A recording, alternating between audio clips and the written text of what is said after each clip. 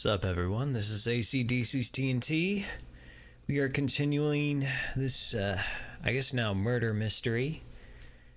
Took a break for a couple days to get the Dead by Daylight achievements, but now we're back. And I still hope that bitch in the top right corner falls down some stairs and breaks her neck, but we'll see. One of the assholes died, so, aww.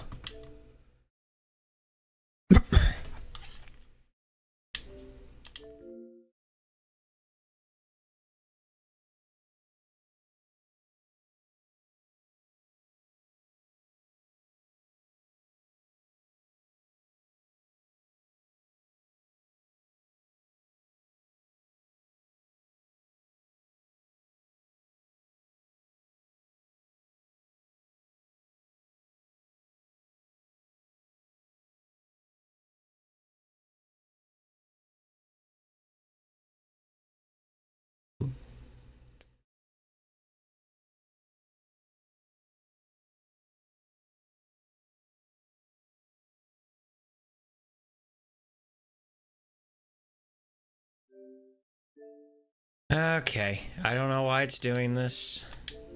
It'll work eventually, I promise.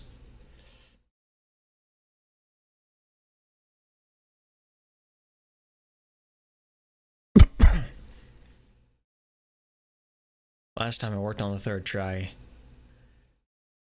Come on.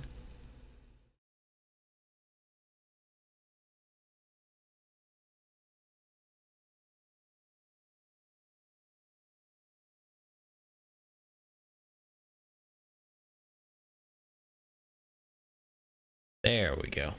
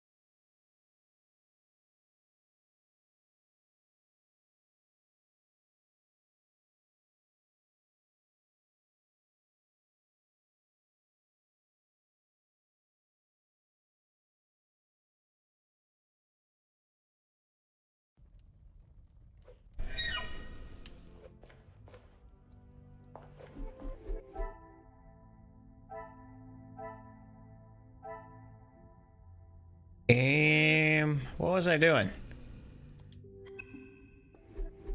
Oh, right. I just woke up. So, Shirley, you have something new to say, right? Good morning, Detective. You slept well? I'm afraid I did not. I was hoping for at least a moment of slumber, but alas, it was not to be. Finding the Major's killer is the only thing that will put my mind at ease. In that case, Detective, what can I do to help? In that snow. If someone was out there, we'd have another body on our hands. I realize how strange it sounds. I would not believe it myself if I had not seen it with my own eyes. Staff have reported seeing things in the dark before, but it always just turns out to be shadows. It was likely just your mind playing tricks. Or it's you! I'm afraid our Lizzie is not well. I think the events of yesterday were too much for her. We'll have to just make do without her this morning. As Wordsworth once stated, rest and be thankful.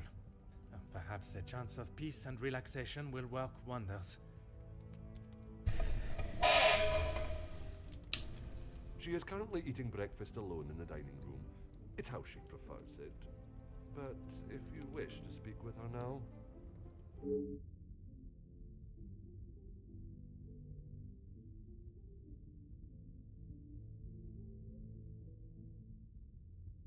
I would, but I'm afraid I found this morning that the telephone lines aren't working. The snow continued through the night and must have damaged them. Cool. Does that mean we're like trapped here? Even if we could use the telephone, I don't think anyone would be able to reach us. In that case, it will be up to myself alone to solve the case. I'll let you know if anything changes. But until some of the snow clears, enough for the carriages to arrive, we are snowed in. We are snowed in. I knew it. That's how these murder mysteries always work.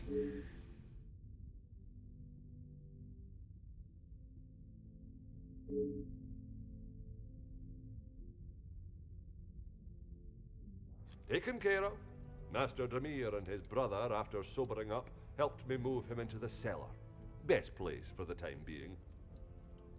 Très bien. I imagine there is no reason for anyone to go down there. Besides me, no one. Once this snow clears, we will be able to move him from the house. Your assistance has been most valuable as always.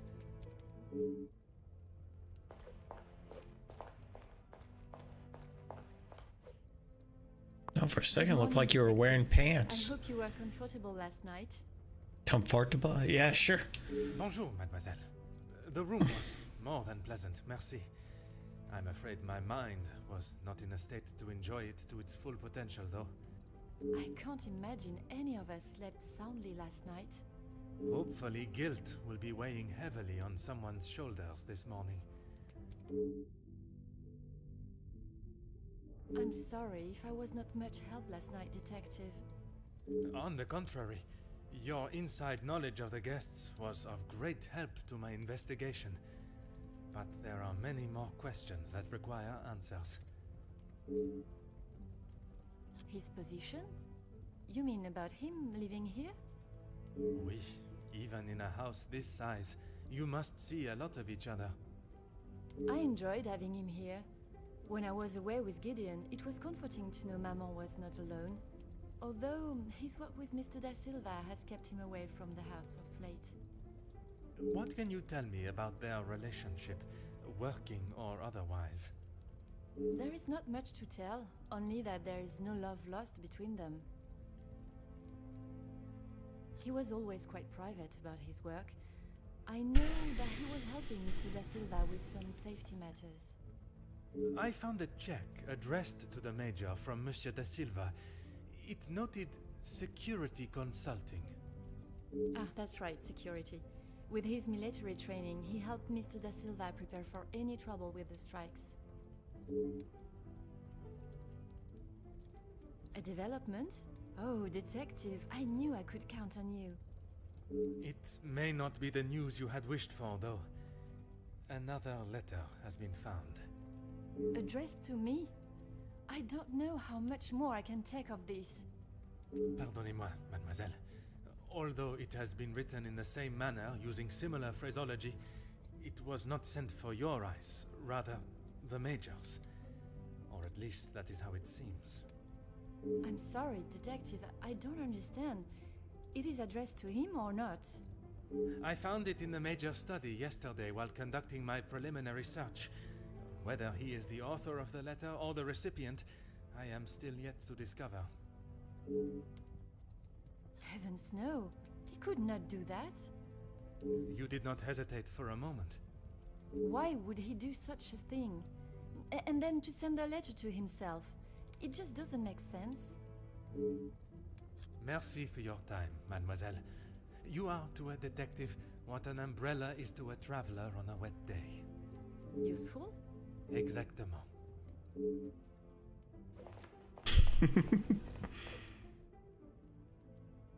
Alright, before I go out there, because I know how these games work, you'll get stuck in a cutscene or a scenario and then lose a chance to talk to other people. Comtesse, I wonder if I could ask you some questions. That is it, detective? No small talk? No inflating of one's ego? I am afraid not, Comtesse. With the murderer still loose in the house, my mind is rather preoccupied. Well then, detective, perhaps I can be of some assistance. Comment, madame? I thought you might like to know what I found on the Major's body.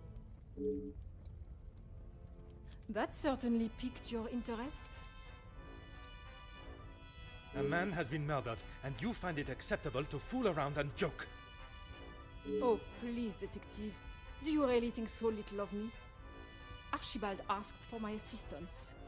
He knows of my medical training from my days as a nurse, and I thought I would be able to help. Even if it has been some years. It was not his place to grant you access to the body. I shall remember to keep my assistance to myself next time. The single stab wound, which you no doubt already knew. The knife was held in their right hand. I would say their predominant hand.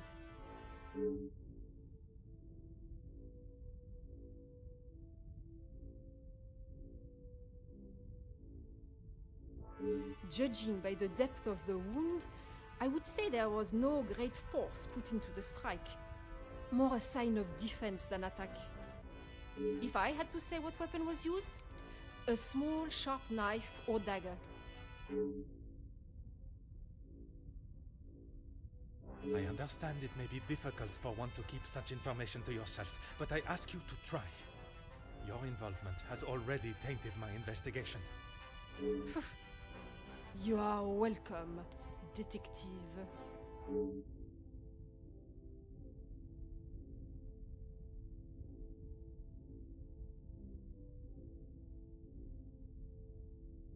S'il vous plaît, Comtesse.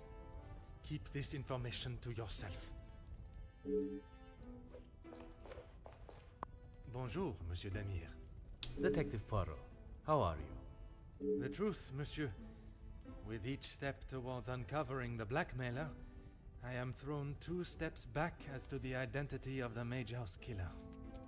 Is there something I can help you with?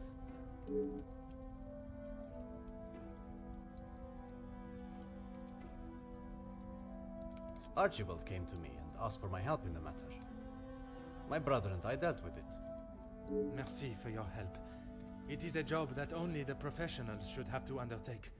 It's a job that had to be done, although it may have affected my brother more than I. How so? At the sight of the body, the color drained from his face. Once we had reached the cellar, Zachariah took himself straight off to bed, without even a good night. Felix and Madame Vandenbosch are the only ones with keys, as far as I'm aware. Oh, and Archibald. I'm sure I heard Felix asking him to return something to it once.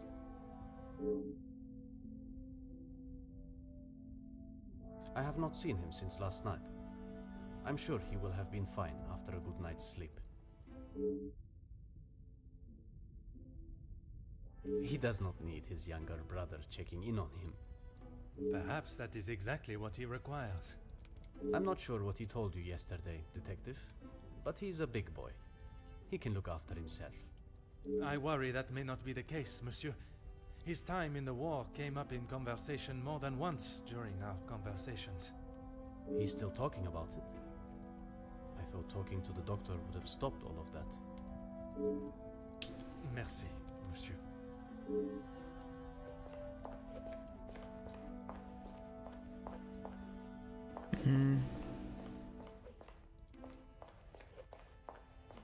Alright. Hopefully I don't miss anything.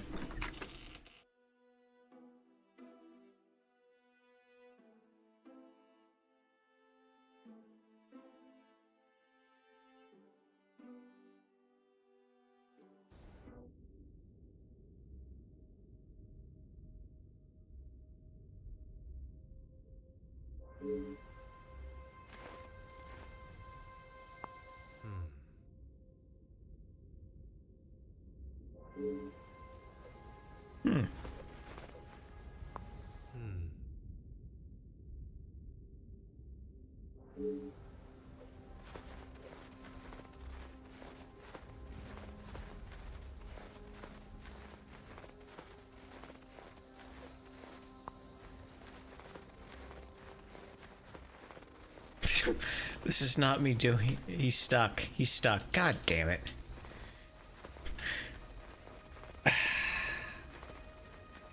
Yeah, this isn't me doing this. This is me trying to inspect the garden tool. And nothing I'm pressing is working. God. Okay, okay. God damn it.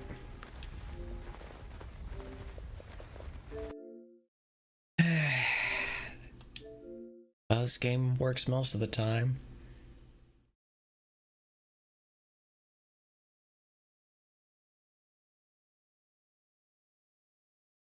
Hey, loaded up quicker that time.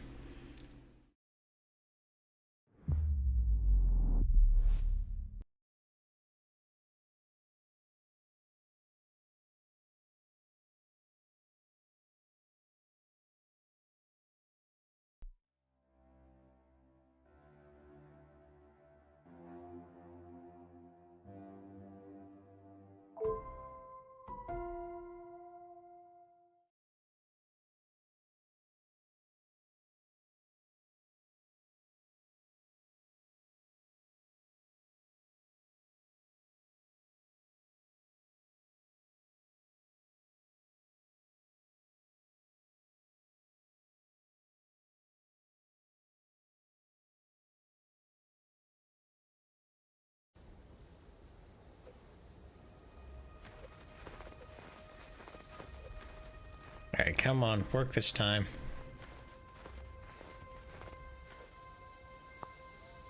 Oh. Can I walk on them? I was hoping a rake was gonna pop out like a cartoon. Oh well.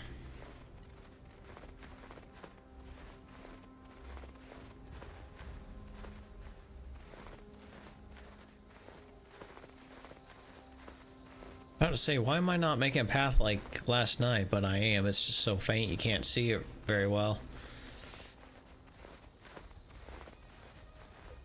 Here, let's back up so we don't get...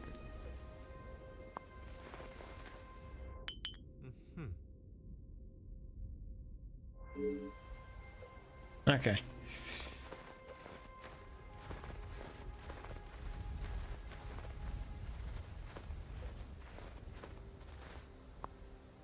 Aha.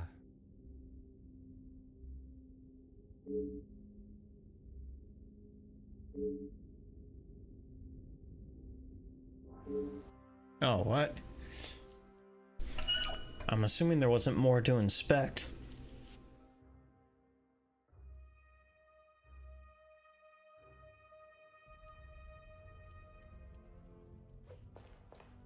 Ah.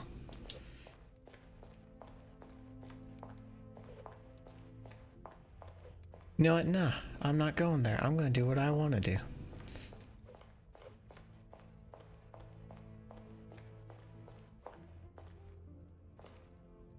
I don't remember that bright light over it.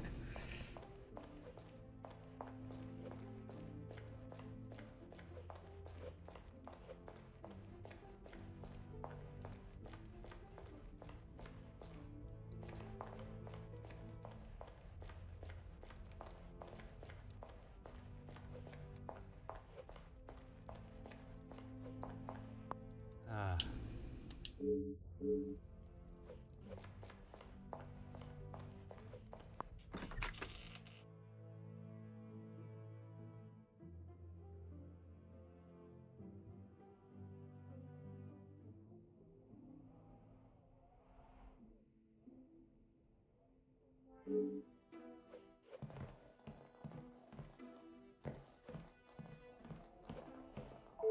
Huh.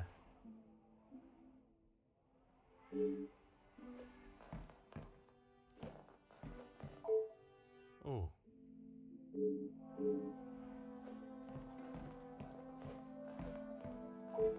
Hmm.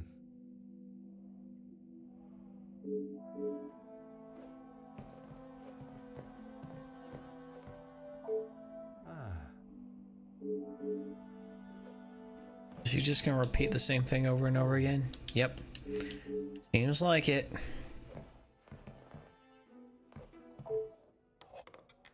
Huh.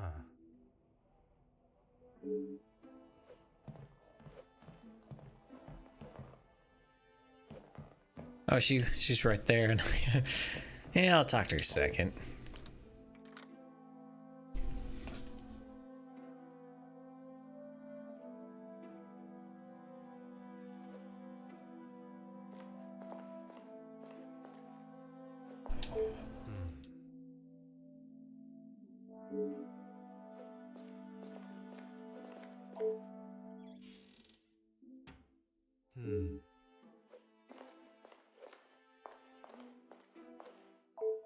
Bonjour, madame. You must be the wonderful cook. Wonderful and modest, sir. I am Rihanna. My taste buds thank you for the ravishing meal last night. It has been some time since I ate so well. Glad to hear it, sir. S'il te plaît, madame. A detective is fine. In that case, mademoiselle is fine for me, and I will ignore your presumption of marriage. Très bon, mademoiselle.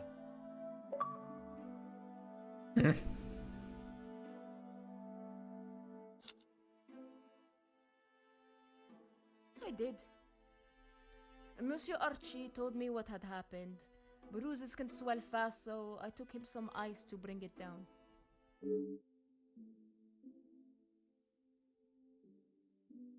How was the Major when you saw him? Grumpy, as always. I suppose one would not take kindly to being punched as he was. Punched or not, he was as ungrateful as ever. That's right. I've seen staff come and go, but a house always needs a trustworthy cook. I agree. But if I was to eat what you prepare every day, I fear I may be the size of La Maison. Not a bad thing, detective. You could do with some meat on your bones.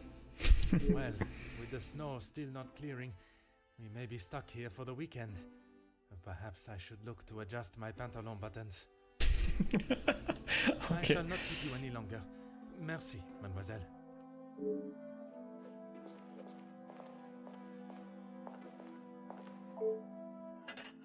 Aha.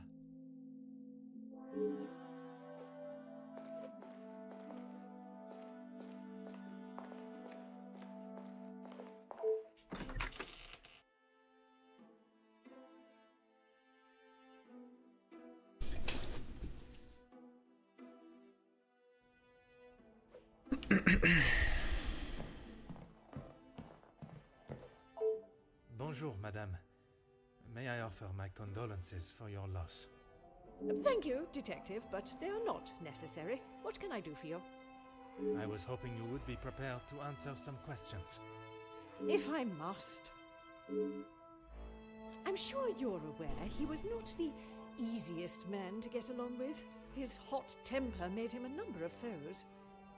A hot temper is reason enough to kill a man. His mouth often acted before his brain. Perhaps someone had grown tired of dealing with it.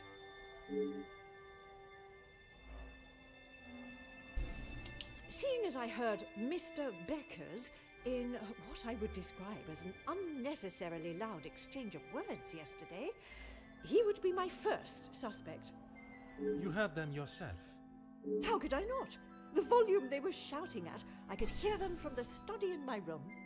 You did not think it fitting to tell me this yesterday? I didn't think Felix was going to wind up dead and a murderer loose in my house. My apologies, Detective.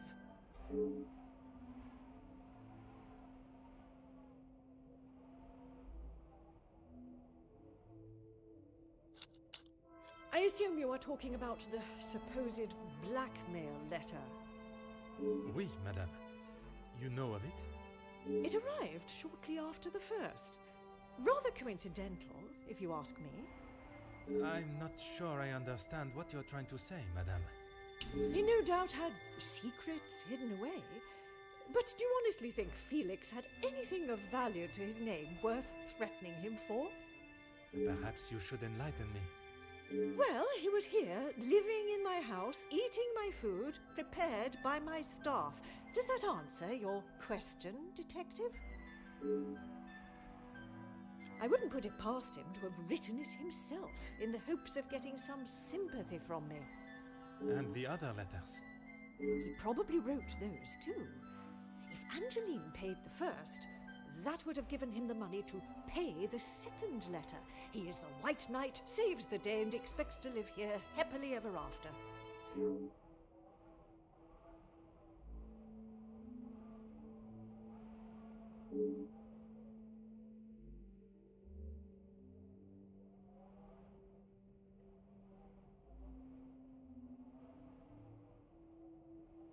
What is it you wish to know? You two have been friends for some time now. And while I do not mean to pry, has your relationship only... If you are trying to insinuate that Mr. De Silva and I are running around like schoolchildren, you could not be further from the truth. He was friends with my husband, for goodness sake. Oui, I understand they worked together. Investments, if I am correct. Mr. De Silva was the voice of reason that my husband should have listened to more often, instead of throwing our money at businesses that were already on the verge of bankruptcy. Merci, madame. I shall not bother you any further.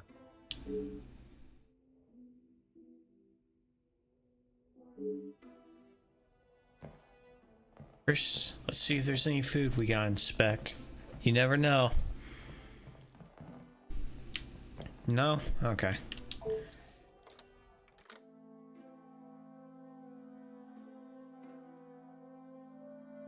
Boy, my lips are dry, chapped, and burning.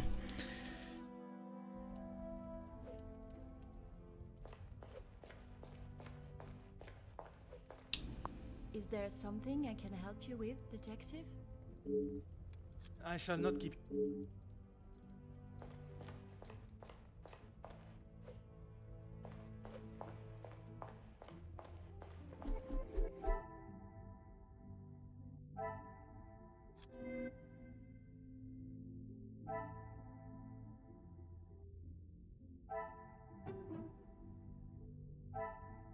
Magnifique.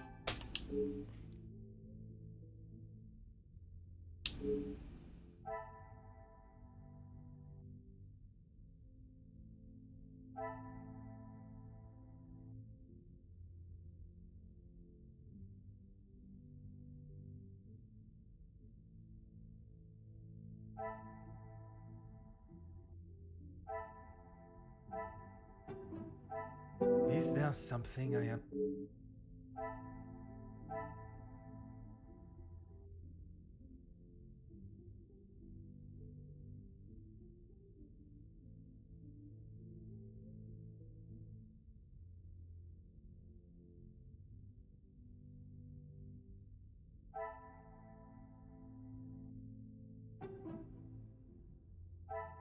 Things are beginning to become clearer.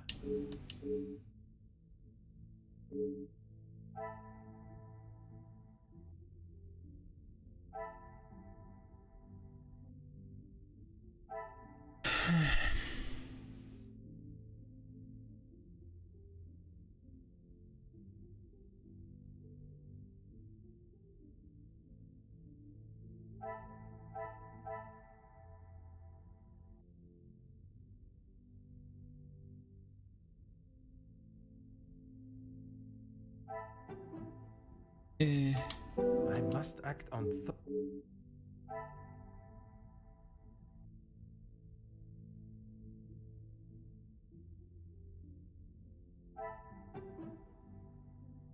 I cannot see the logic in...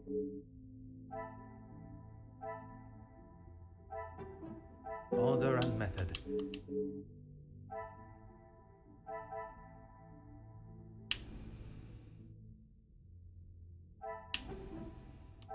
Some would say a lucky guess.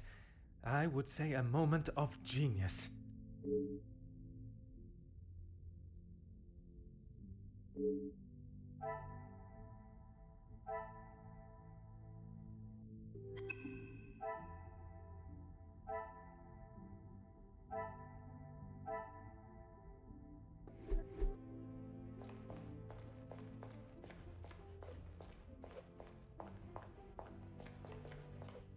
Is there something I can help you with?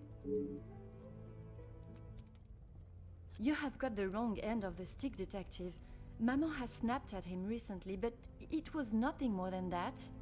It was something to do with the letter. I heard them in the library before Maman shouted and he stormed out of the room past me. Could it have been the blackmail letter that instigated their argument? Why would Maman be upset with him over the letter?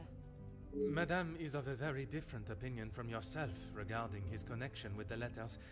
She believes him to be the author. That is what she told you? She has always been one to make a quick, if not rash decision, but she cannot truly believe that. I don't recall telling him directly. I did not want Maman to find out it had been paid. If he knew, surely she would. Madame believes he may have been behind all the letters, and taking your payment of the first, then used it to pay the second and be the hero in you and your mother's eyes. I never knew Maman had such an imagination. Where would she get a story like that from? That is a question I was hoping you may be able to answer. You have met him. Do you really think he's capable of such a devious plan? It is a plan only the most crooked and underhanded could create. Is that the Major? I am not so sure.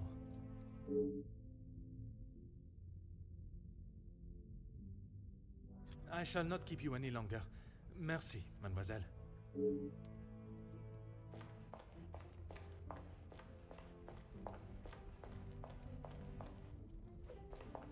If it will help you find the Major's killer, of course.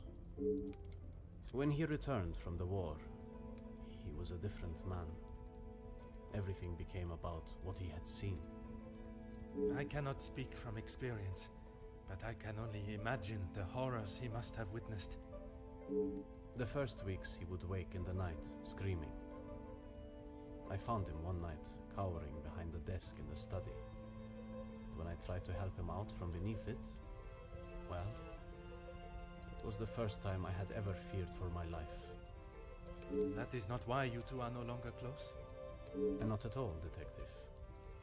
We were always very different in nature. While I had always wanted to follow an academic path, Zachariah was more of a free spirit. Or at least as free as our father and the laws would allow. And yet, he ended up in the military. Quite the contrast. Our father demanded that he at least try to do something with his life. And when some of his friends joined the army, he signed up with them. It wasn't long before he moved out from the family home after his return from the army. I always assumed that he had put the war and everything that came with it behind him and was moving on. But now I see that is far from the truth.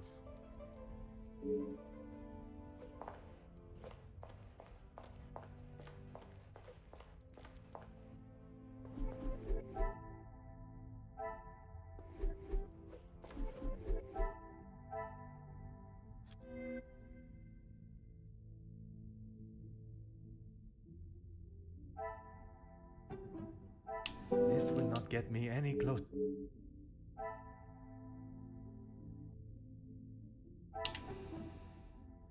I must take a different approach.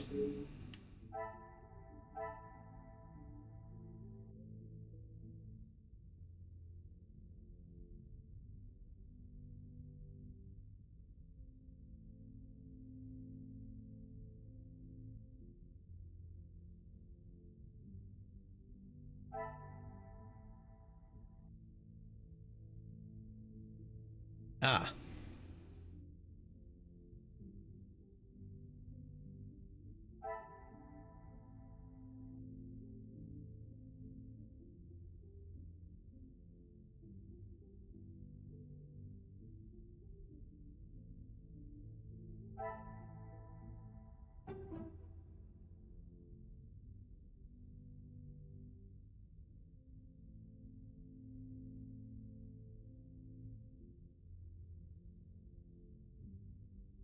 I don't know. Come, my little gray cell. I just... Okay. No, I didn't, because that doesn't make sense. What a revelation.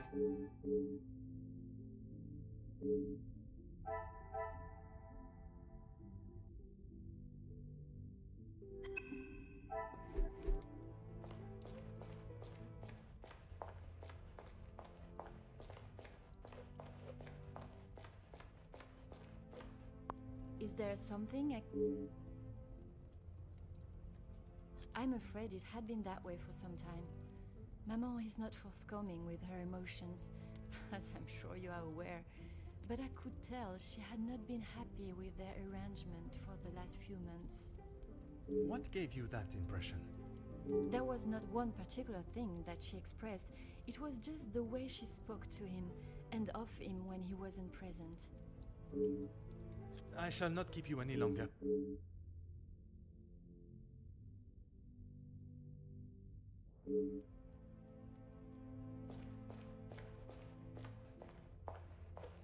Whatever you need, Detective. Certainly, Detective.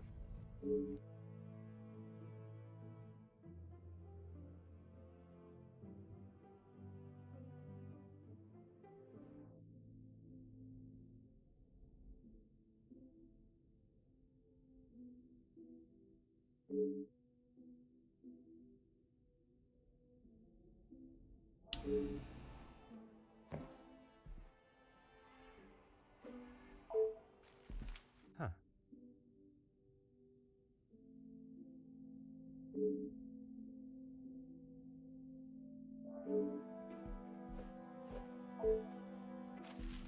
Oh. Hmm. Hmm.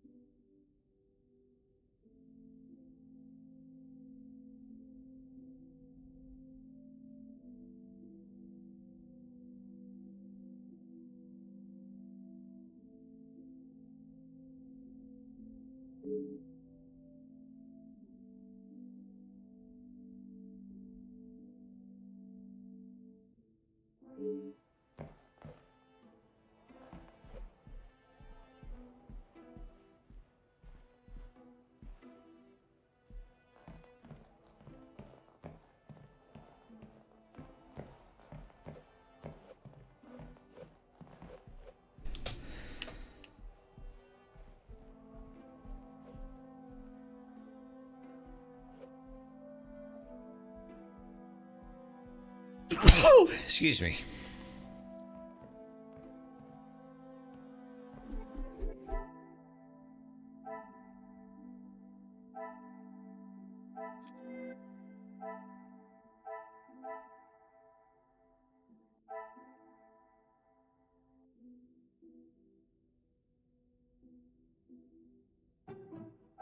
Is there something I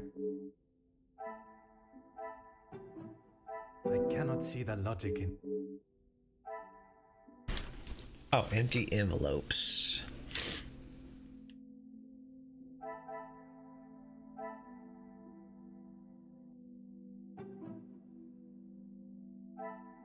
Come, my little grace.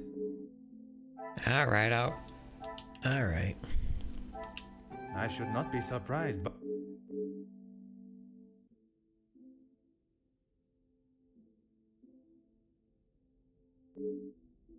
He did. Oh.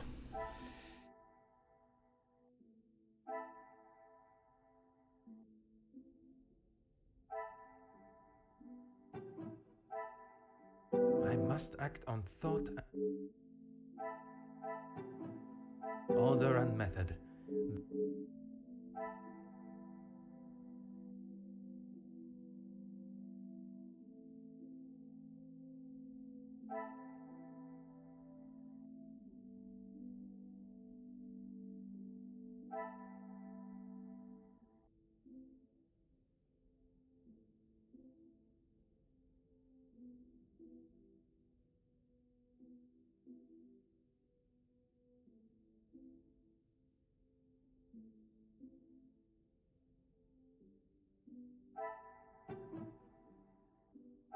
This will not get me any... You know what?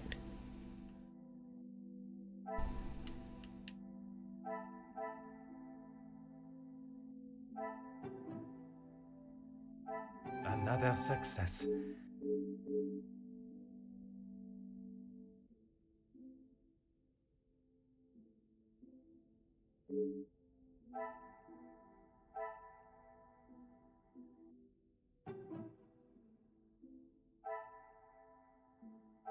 I must take a different approach.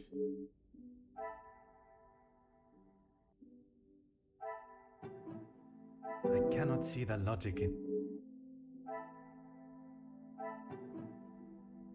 order and method. Okay. The pieces of the puzzle.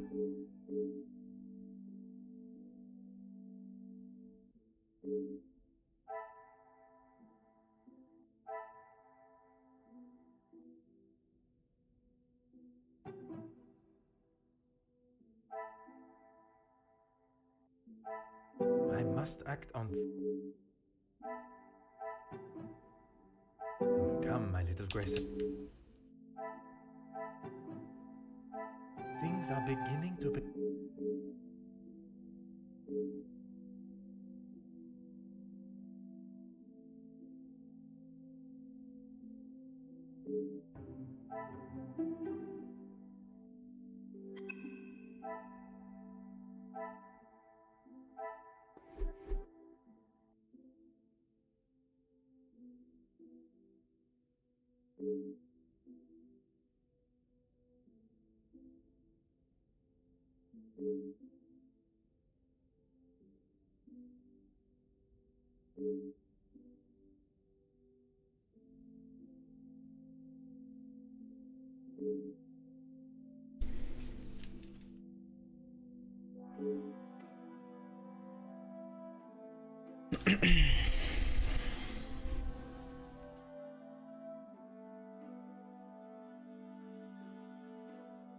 Detective Poirot, I have been asked to inform you that Lady Van den Bosch has returned to her room, and she wishes not to be disturbed.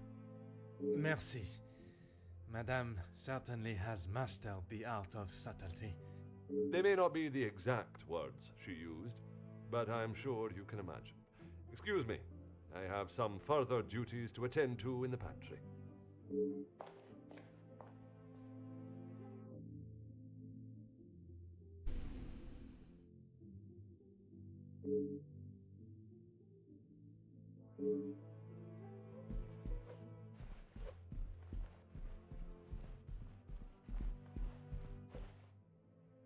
Hold on, what else is up here?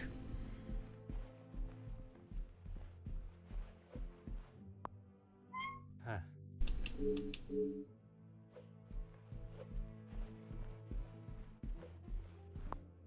Mm-hmm.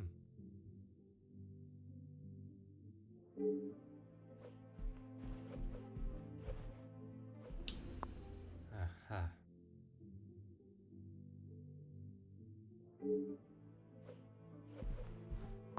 Ah.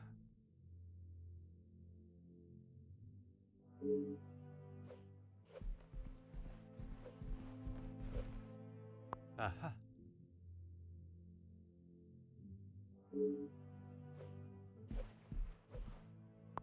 Oh.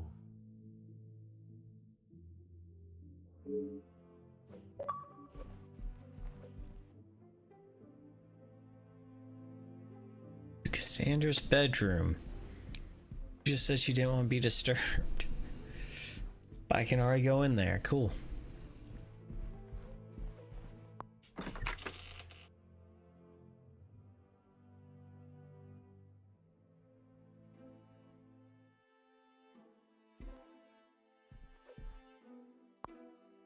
Hmm.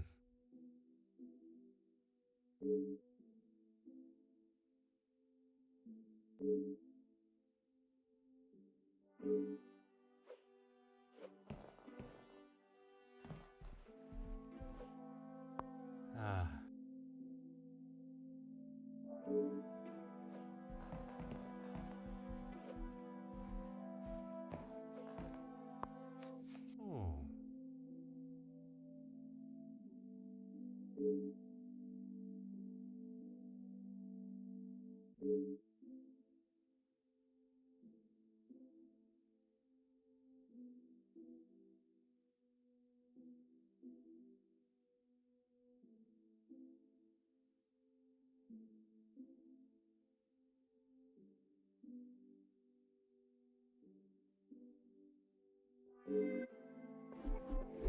Yeah, what the heck?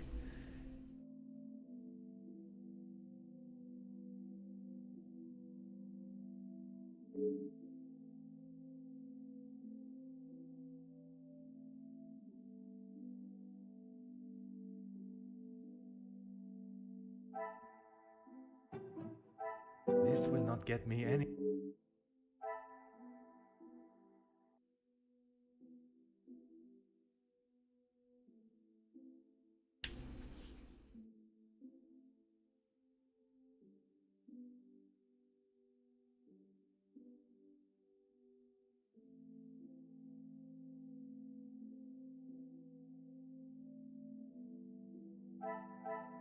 Hmm. Is there something?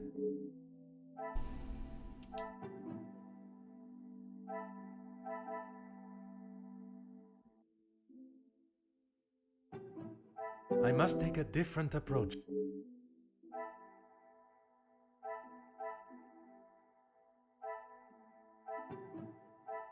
The pieces of the puzzle. Well, no shit. Like, we already knew that.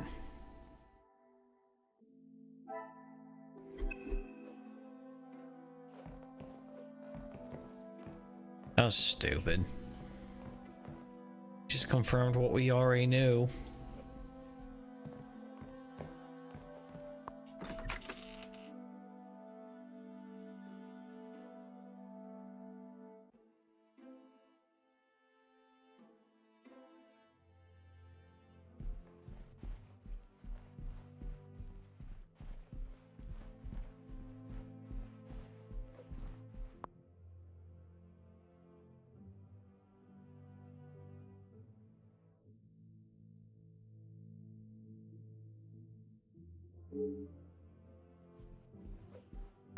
Detective Poirot, are you any closer to uncovering the truth of Felix's involvement with the letters? I am, mademoiselle. I can confirm that he was not the author of the blackmail letters. So the author is still out there. Oui, but it will not be long before they are apprehended, and the only letters they shall be penning will be from behind iron bars. Your confidence is rather assuring. Thank you, Detective.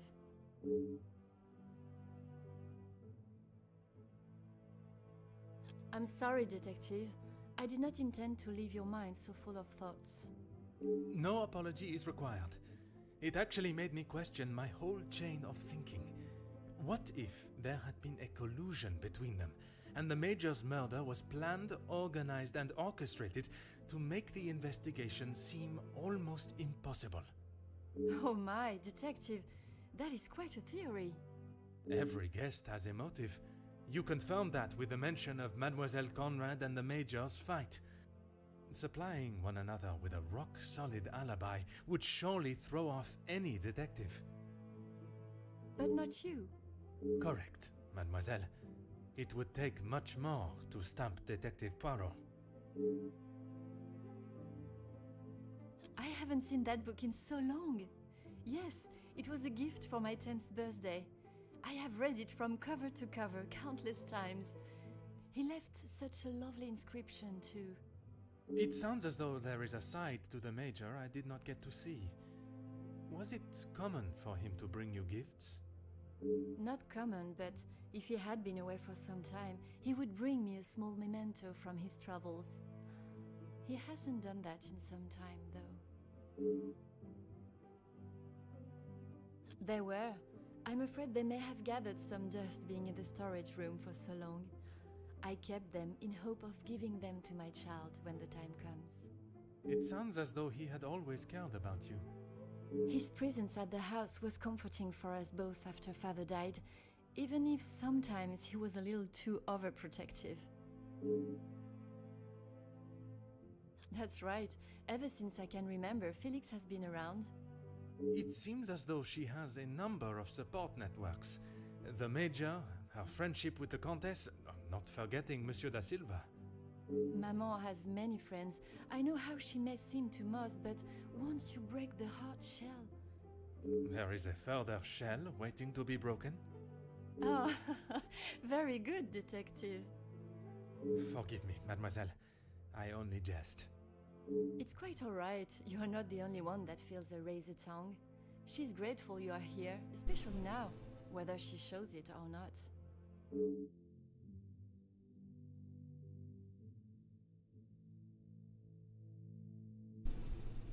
They have often come to blows when it concerns Maman. They are both trying to protect her, but they themselves cannot seem to get along. She spoke of his desire to join the, how do you describe it? Social elite. This isn't the first time she has vocalized that concern. She thinks the Major was just using our family name to make his way to the top. And you do not agree? I will not deny he has shown interest in Maman's social circles, but they have been friends since even before I was born. Surely all those years of friendship was not just to raise his social standing.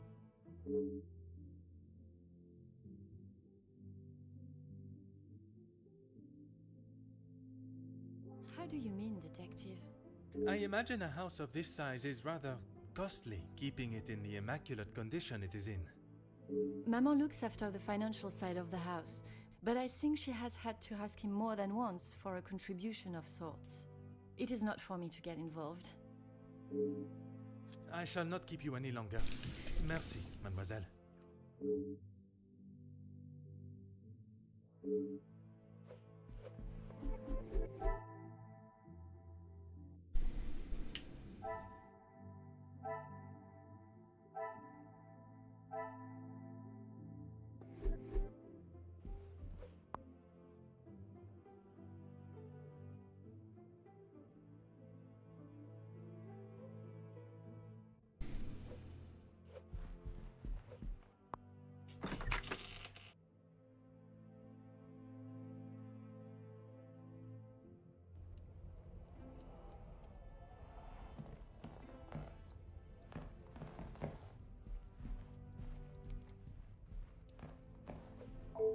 Ah.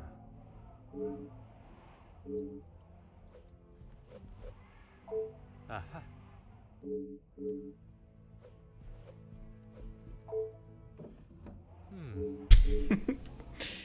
Just ignores her, just opens up her drawer.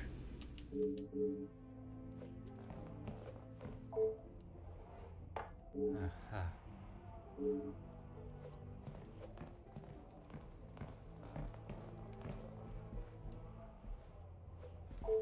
Detective Poirot, what do you think you are doing in here? I have something I wish to discuss with you. Well, I hope it is important enough to justify barging into one's bedroom. I assure you it is. Good, because this has gone on far too long. We are snowed in this house while a murderer runs amok. I can understand your frustrations, but it is not as simple as... You were once an incompetent officer, and now it seems you are just as incompetent as a detective. If I was not being lied to and misled at every turn, perhaps the murderer would already be in custody. I hope you are not suggesting I had something to do with Felix's murder. I am suggesting that if I had the support that everyone claims they are offering, we would be in a very different situation. If you have something you want to ask, I suggest you ask me now. We met before Angeline was born, so he was often at the house when she was growing up. And where was it you two met? I was attending an event. Felix was also in attendance as a serving officer. A conversation was struck. So it was not through the Viscount that you two met? I did not require my husband to start conversations on my behalf. It was you that instigated it then? My, detective. That active imagination of yours has taken you on quite some journey.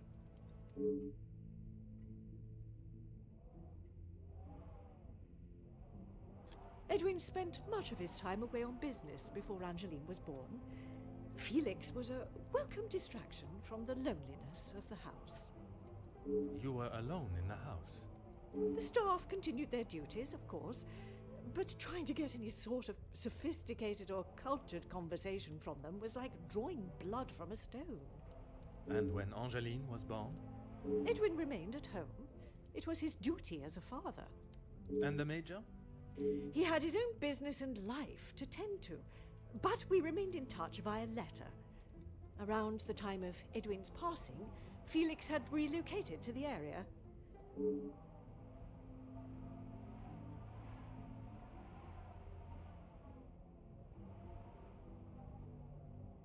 I'm sure he has hundreds of letters in there. Most of them could and should have been thrown away a long time ago.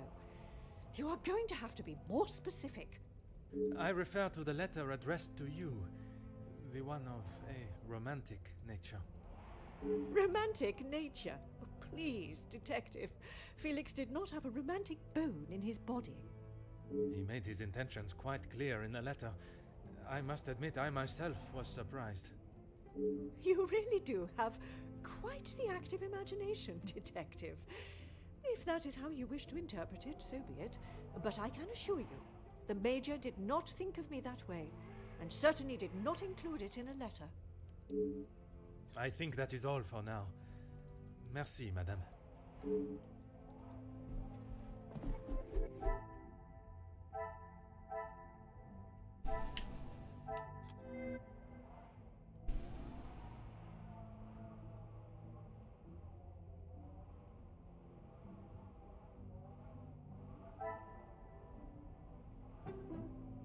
Order and method. Come, my little great.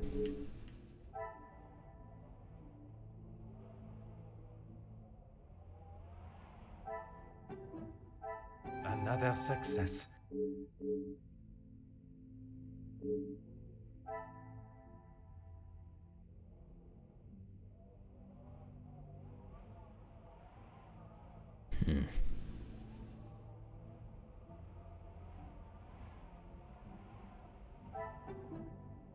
I cannot see the logic.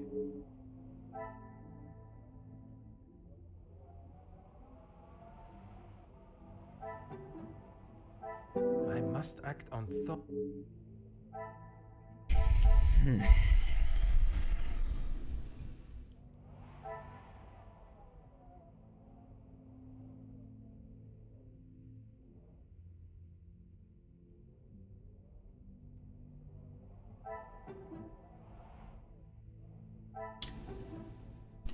I must take a different approach.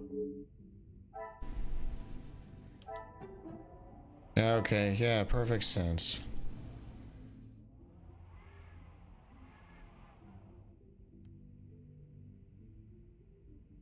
Some would say a lucky guess.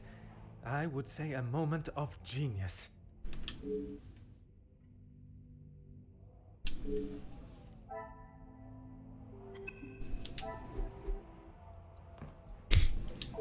Is this really necessary? He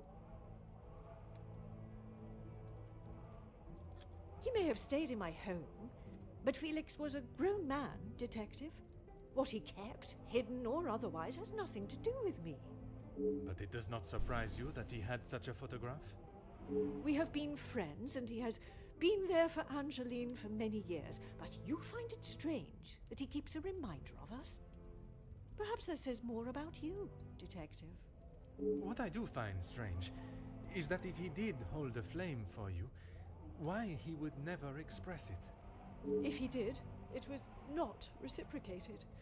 I have not even considered another since my husband's passing. Not that it is any of your business. I think that is all for now. Merci, madame.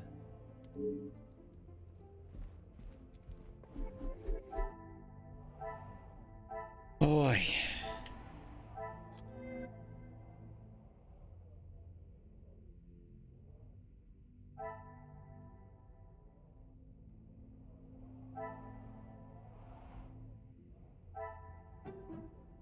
This will not get me any close.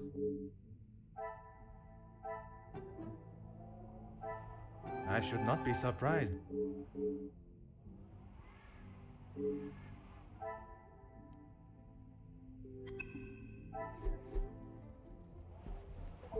Is this... Who I allow in my house is none of your business. I do not have to explain anything to you. I did not think you were one for charity. I would not expect you to think much of anything. There is no need to talk on it any further, but I'm sure you will remember that, financially speaking, we have had our issues.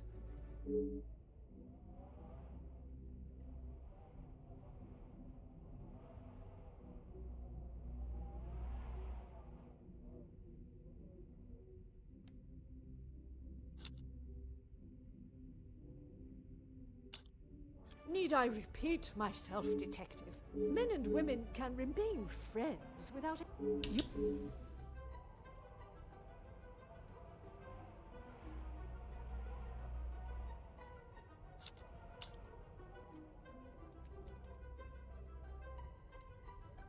Your continued probing into something that does not...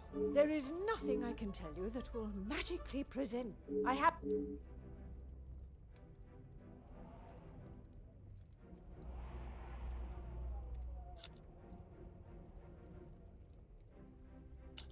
I have explained this to you already. You really... Madame, you continue to withhold the truth. And you continue to get on my last nerve. I am not obliged to tell you every detail of my private life. But when it impedes my investigation... Believe what you wish. You clearly have no idea what you're talking about. My personal life has nothing to do with your investigation. I don't know how else it can be said. Who I allow in my house... I did not think you... I would not expect... He was a man that required no protection, detective. Especially from me. That is the impression I had of him, which is why your defensive stance warrants questioning. Your insistent...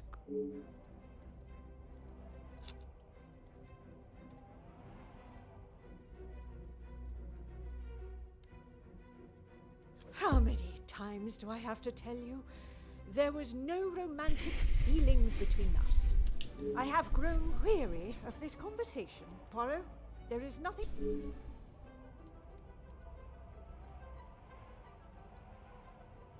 I have explained this... Madame, you... And you can...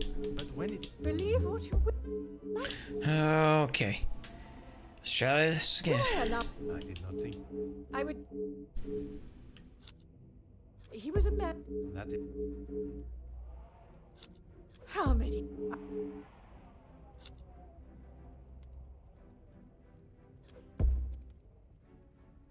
Madame, you continue to withhold the truth. And you continue to get on my last nerve. I am not obliged to tell you every detail of my private life. But when it impedes my investigation... If only you were this focused on finding the blackmailer and... Madame. Very well. I did not lie about how we met. I was attending an event, raising money for... Oh, I cannot recall now. It had been some time since I had returned home, and was rather missing English soil. I was aware of Felix's invitation, or at least that there was to be several British officers attending the party, and that is where our friendship began. He was a warm reminder of home, and I enjoyed conversing with him. We shared walks in the park and read together. As I said, he was a welcome distraction from the days spent alone. I shall go no further with the details, but I will say, I had no intention on being unfaithful to my husband. It was never our plan to go that far. Once I found out I was pregnant, I knew it had to stop. The Viscount never questioned Mademoiselle's birth? In his mind, he had no reason to, and he shouldn't have had to. It was my mistake to... Oh, If he knew snap. the truth, our lives would have been ruined. I told Felix that he was to stay away, but he had no intention to. He became an uncle figure to Angeline, and they grew closer after Edwin's death. I could not tell her the truth. Too much time had passed. The secret remained only between him and I. Until now. And what were the Major's thoughts on revealing the truth? He wanted to tell her everything. He wanted her to know exactly who he was. But I told him no. It would not have been the poignant reconciliation that he expected. She would not understand. I tried to retrieve them from the safe after everyone had retired last night. But when I opened the safe, they were nowhere to be found. I assumed he must have hidden them somewhere else. When I entered the study this morning, they were as visible as a red notice on a police station wall. I would appreciate if you did not compare them to the face of a wanted felon. Pardon, madame. But that does mean someone else in the house has seen them. I don't understand. Why would they return them? A mystery that is still yet to be solved.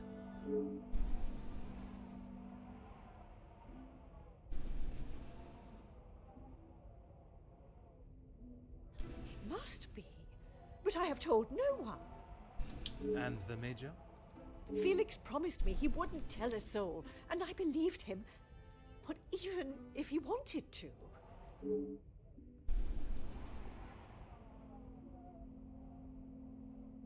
You did not think anyone knew, and that is why you disregarded the letter.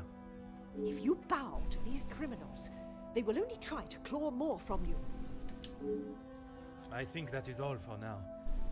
Merci, madame.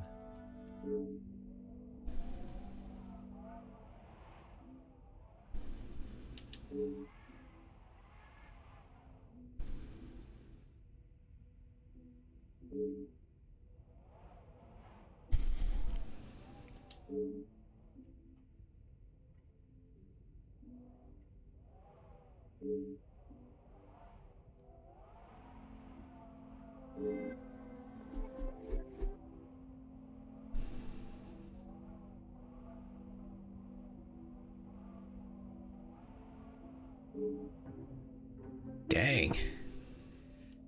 Plot thickens.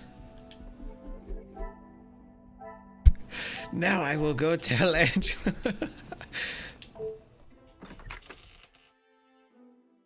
Now I'll go tell Angeline. Because apparently I have an issue with not revealing details to people.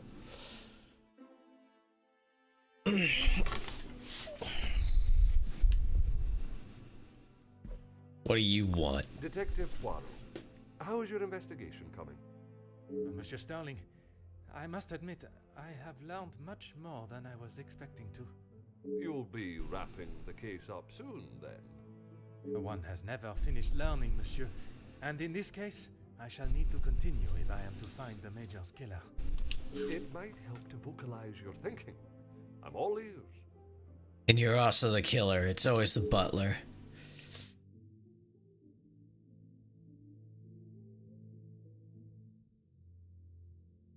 Monsieur, would you gather the guests and staff in the salon? Right away, detective. Can I ask for what reason? I shall reveal all once everyone is together.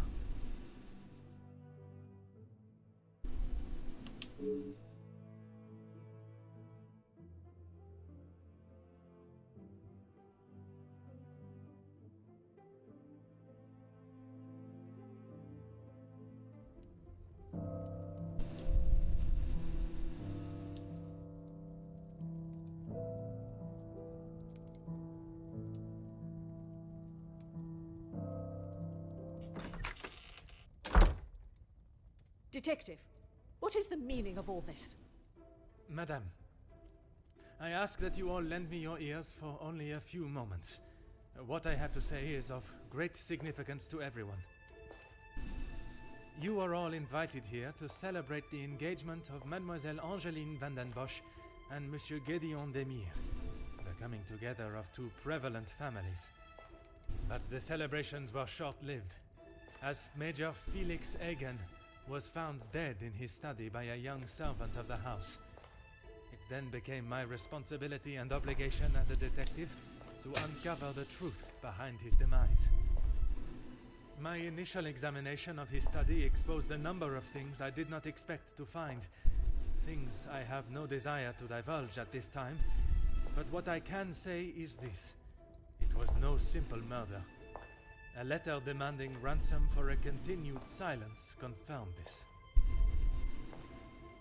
I am sure some, if not all of you, have heard whispers of a series of blackmails that have plagued the social elite in recent weeks. After hearing of the letters in the major study, you may ask if it was him behind the letters. You may further ask if he was preparing his next threat to another unsuspecting victim. It is a question that crossed even my mind. That was until I sought the truth. That in fact it was the Major that had fallen victim to our blackmailer Mystérieux. Last night I spoke with you all, confirmed your whereabouts in the house over the course of the evening, and while I would have expected such questioning to reveal a potential suspect, what I learned was that it could not have been one of you. What do you mean, not one of us? The man was stabbed. He hardly did that to himself. There is still a killer in the house. Pardon, monsieur, if you would allow me to finish. It could not have been only one of you. Rather a partneria, a partnership, in cahoots, if you will. Conversations today have revealed facts that I was not expecting to discover. And although they may have muddied and complicated my investigation, what I must do to bring the guilty parties to justice has become clearer. Those of you that spun stories in an attempt to confuse and derail my investigation have made a grave mistake in underestimating my intelligence. Other detectives may fall for such deception, but I can assure you, Detective Poirot is no such fool.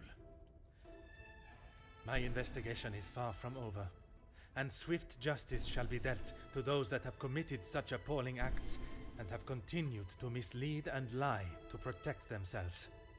Now, I must continue mon enquête, and I shall leave you to consider that you may be beside a cold-hearted killer. Bonsoir. Monsieur Sterling, un moment.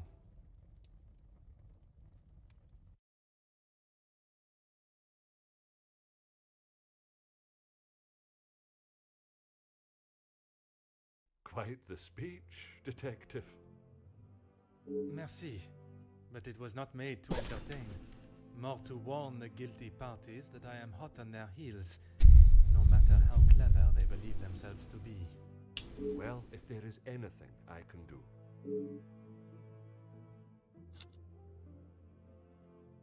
Nothing. But I was so preoccupied with the Major. Sorry, detective. Should I have? Perhaps it was just my mind playing games again.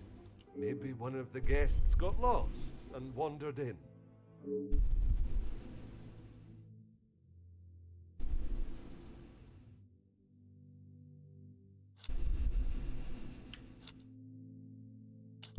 Master Hagen had a key, obviously, and Lady Vandenbosch.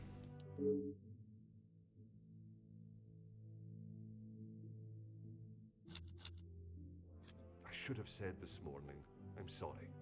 Monsieur, I am not quite sure you understand the severity of what has happened.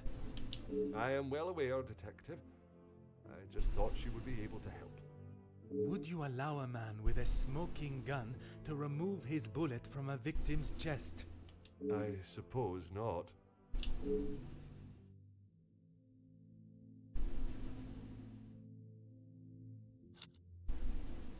When requested, aye. If something is required from there when Master Hagen is not around. Forgive me. If he is not around, how is it you access this safe? It's not what you think. What I think is that you have been trusted with a copy of the key, and you have lied to me about it. I only lied because of the trouble I can get into with Lady Vandenbosch. At this moment, monsieur, you should be more worried about the trouble you shall find yourself in with the law. I know how it will sound, but I lost my key. I must have set it down somewhere, and it has been tidied away. Master Hagen asked so rarely for me to go in the safe, I didn't think it would be missed.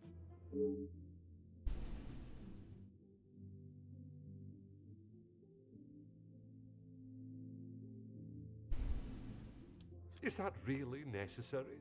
The murderer remains at large, and there is still no sign of the weapon. I would say that makes them essential. Of course.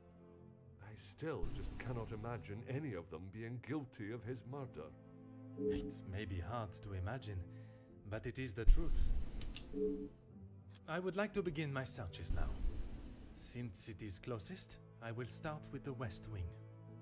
I may not be back when you return. Here is the key to the other rooms. Please return it when you're done. Merci. I shall guard it with my life.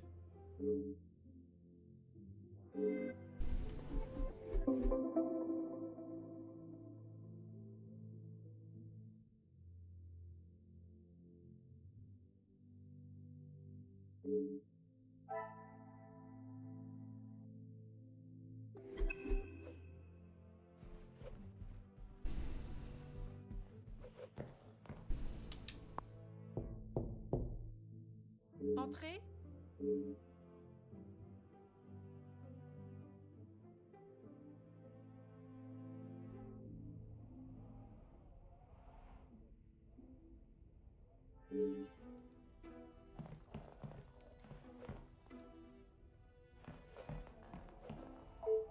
Detective, what a pleasure. I did not expect to see you in my chambers. In a purely professional capacity, I can assure you. There is no need to act so stiff, Detective.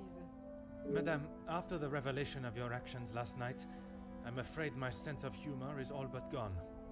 I will not apologize again for merely trying to help. Shall we get straight to it then? Let us not waste your time any further, Detective.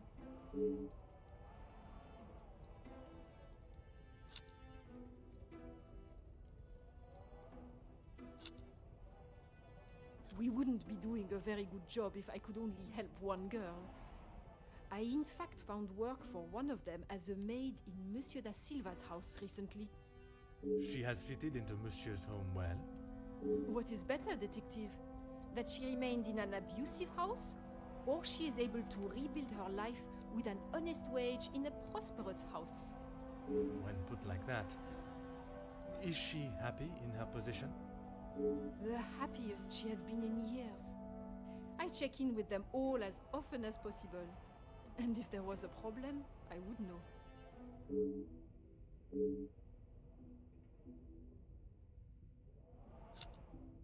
Be careful, Detective. That almost sounded like a compliment. It is your actions in this house that have been questionable, Madame. Your work outside is something that many more could take note of. We do what we can. That would be Inga. She has been one of the most promising young women that has come from the shelter. Madame Vandenbosch took in a young lady from your shelter. There is no need to sound so surprised, Detective. She does have a heart. I did not mean to sound so cruel. I just did not expect Madame to hire someone of that background after the incident with her previous maid, Florette. People change, Detective.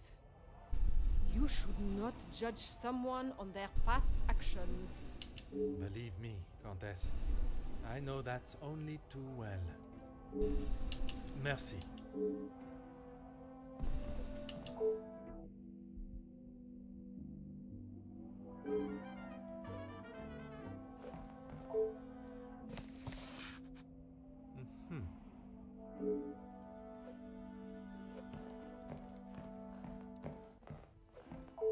Huh.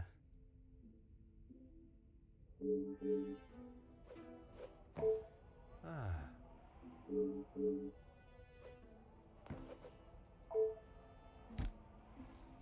Ah.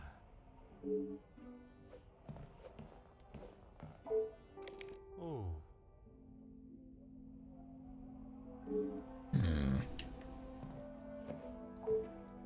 Oh.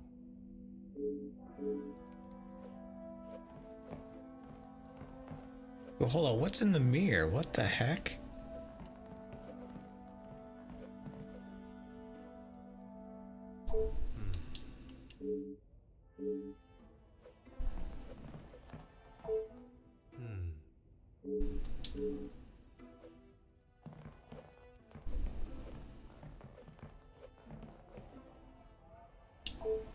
Go ahead, detective.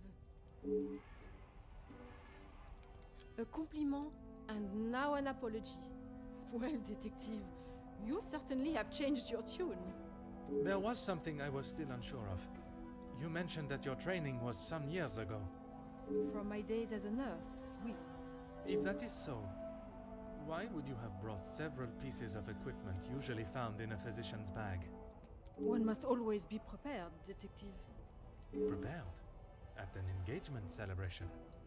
If I had not brought them, I would not have been able to assist you last night. Perhaps you should be thankful for my precaution and not so suspicious. Merci, madame. Yeah.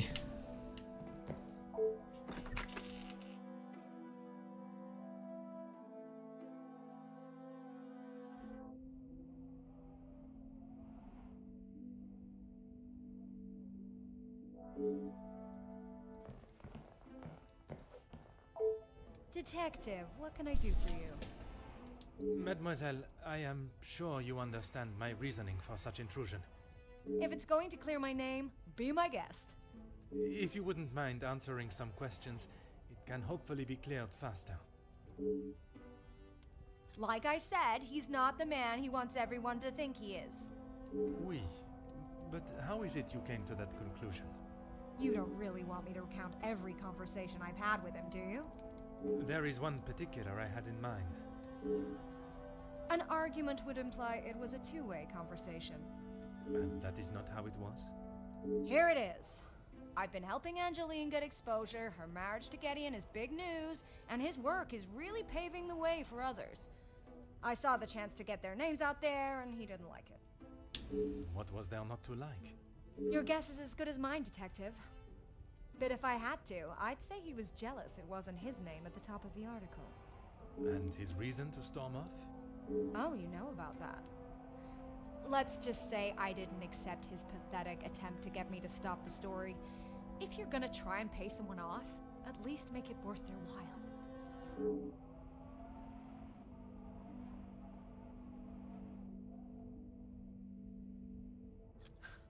You've really got a fascination with that guy, huh? I would not say fascination. An interest, perhaps. Well, I'll save you the bother of trying to find out more about him. He's not that interesting. In fact, he's a bit of a wimp if you ask me. That is not the impression I got of him. That's because you've only seen the side of him he wants you to. He knows what to say in front of the right people. But behind closed doors, he's clueless. Let me guess. The first thing he told you was that he was a union leader. No, the voice of the people. A man that is proud of his work is not something to be sneered at. Don't get me wrong, he has a way with words, and he can certainly rally a crowd. But that's about it. At the end of the day, he's a representative and nothing more. He's got to play the part, not just learn the lines.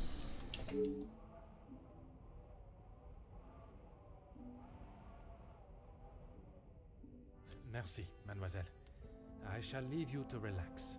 Sure thing, Detective. And if you change your mind on that exclusive about that shooting... If I do change it, you shall be the first to know.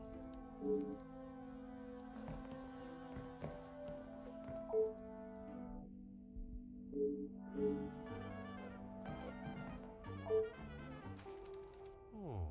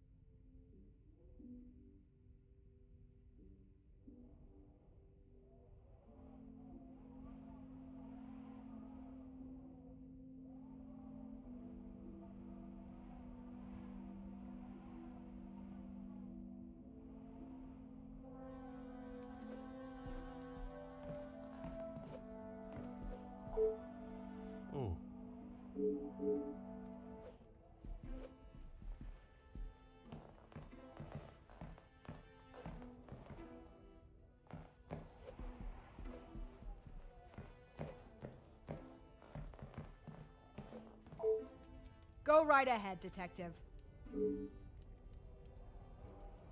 All Felix cared about was money and filling his pockets with it. That's why he got into bed with De Silver. The Major was not in need of money, though. Need and want are two very different things. Did he need to move here and leech off the Madame? No, but he wanted to. As far as I know, De Silver hired him to work security. He was worried what could happen to his precious factories if things got ugly. And your reporters were there to cover the story when it did turn that way. My reporters go where there is news to be told. And you predicted the violence that occurred? Anyone could see that was gonna happen. If you ask me, Hugo should have acted sooner. Merci, mademoiselle.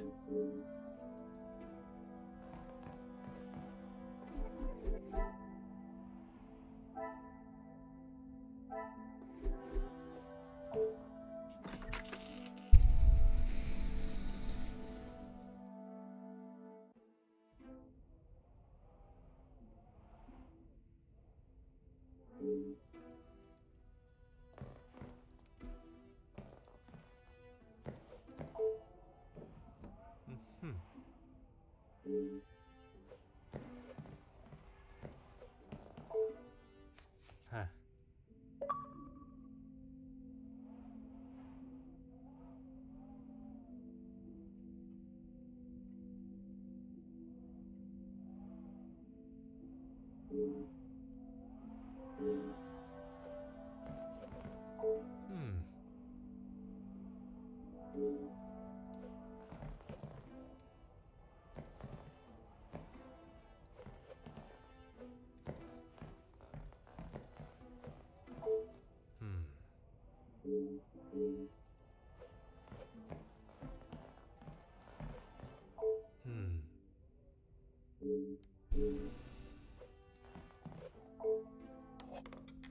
Oh. Aha.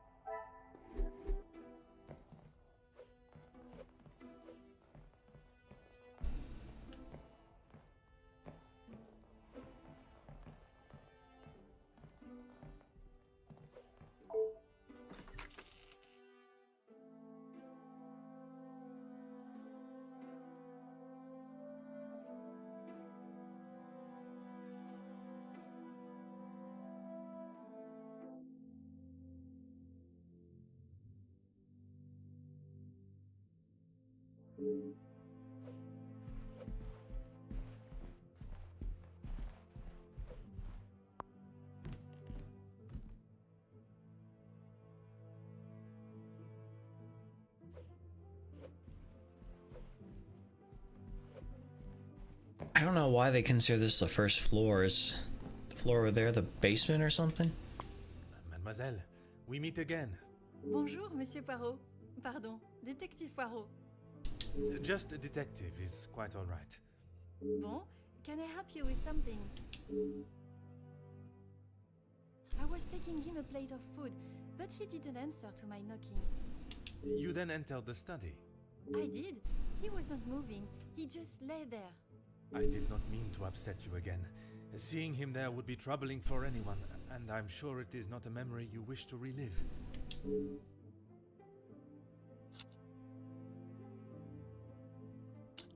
I suppose we're like a family. We argue, but most of the time we get along. You must all be quite close, then. Some more than others. You refer to whom, mademoiselle? Well, Maman sorry, Rihanna, she's been here the longest, and she's very close with Lizzie on account of Luke. Maman is Luke's sister. You didn't know that? I thought she would have said. She talks about him all the time. It must have been awful, losing him in those riots. What? Apparently, he was right at the front when they were charged. They didn't stand a chance. If if I had been the one responsible for his death, I wouldn't want Maman Ray looking for me. Mademoiselle Rayana, Maman Ray, she has expressed her desire for revenge. Every time she talks about what happened.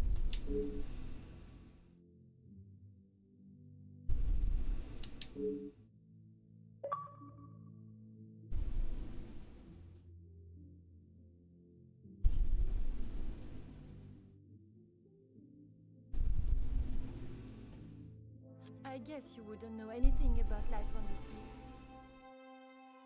It is not an experience I have had to face personally, but I understand that many are forced into it, and the lifestyle that comes with it. The lifestyle of a thief, you mean? Put rather bluntly, oui. You are the first officer that has not taken one look at me and pulled out their handcuffs. Mademoiselle, I can see you have turned your life around, and I commend you on your efforts. Without the Countess, I would probably be rotting in a cell somewhere. Merci, mademoiselle.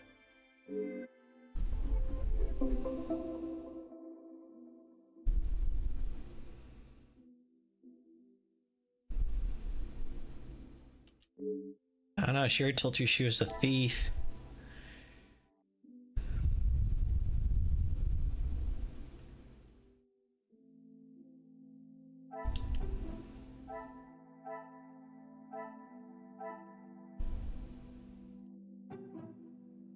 Oh.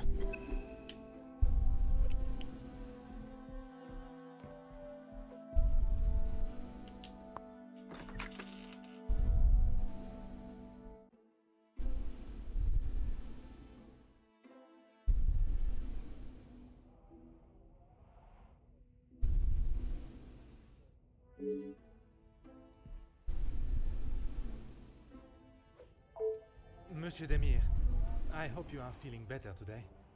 Nothing a good night's sleep couldn't fix. Très bien.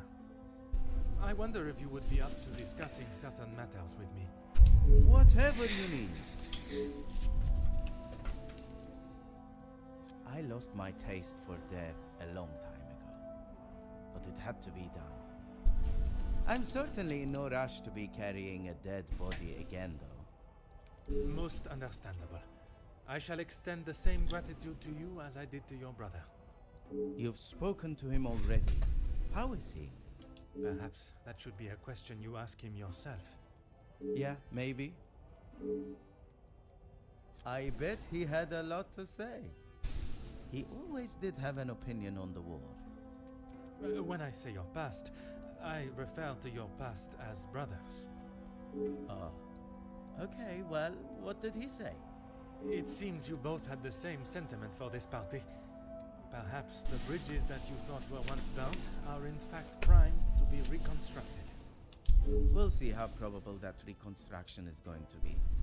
Until he sees my point of view, I don't know how we can move forward. What is there for him to understand before the bond can be repaired? He lost his friend, the same as everyone. But somehow he has forgiven. I'm sorry, Detective, I can't. Gideon just doesn't understand that.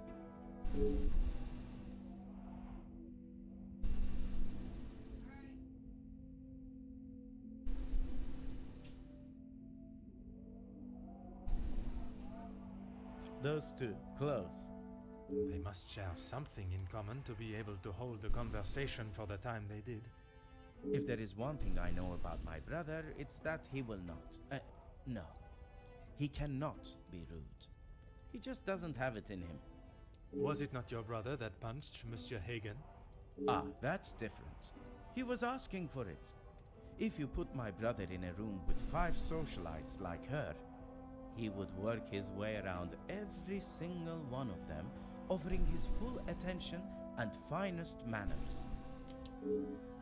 Merci for your assistance, monsieur. I don't know. Something's not adding up. Huh.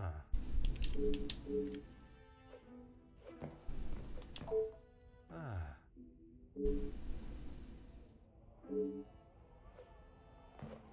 Really, we're not gonna inspect that cheese? I'm disappointed.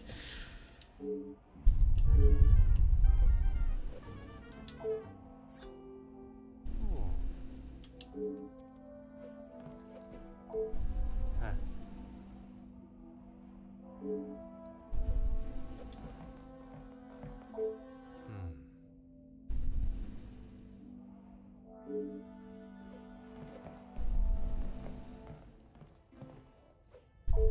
Always got time for my favorite detective. The dagger. I wondered how long it would take for that to become an issue. I shall give you the opportunity to explain the reason for it being here before I jump to any conclusions. It was going to be a wedding gift for Gideon. I've maybe not been the best brother in recent years. I thought this could make up for some of it. After what happened to the Major, I thought it was a bit tasteless. You did not see it fitting to tell me you were harboring a rather sizable knife in your room? I wouldn't say harboring. And I wasn't expecting to be a suspect in a murder. Merci for your assistance, monsieur.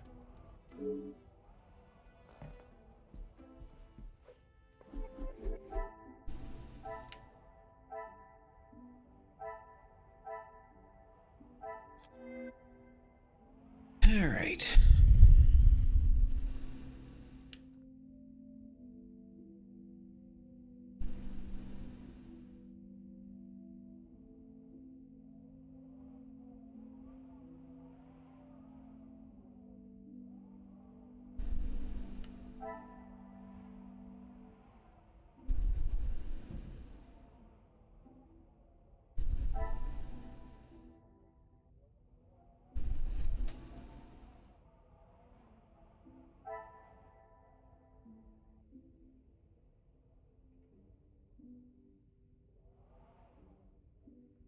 Okay, now it has something to do with him.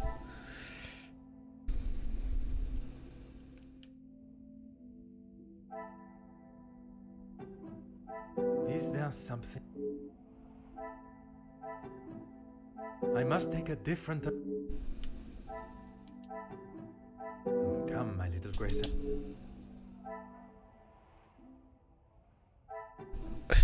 Yeah, these are connected somehow. What a revelation!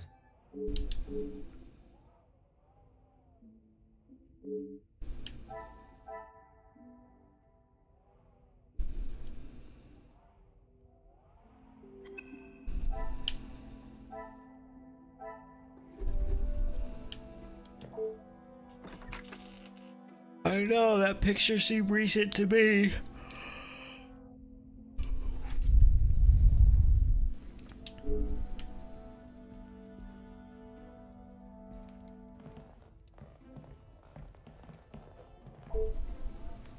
Oh.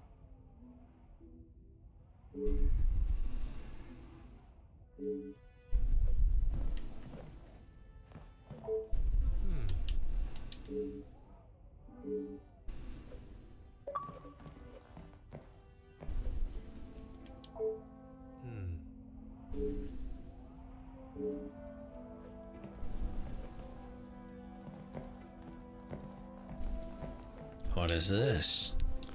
Huh.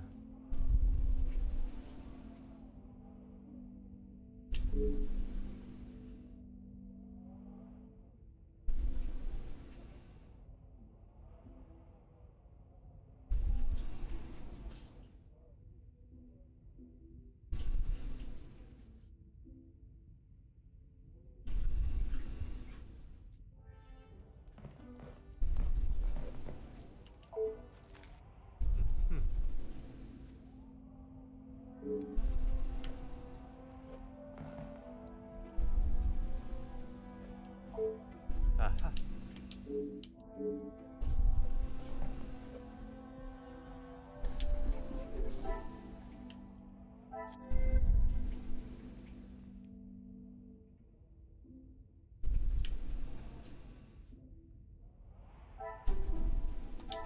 Magnifique.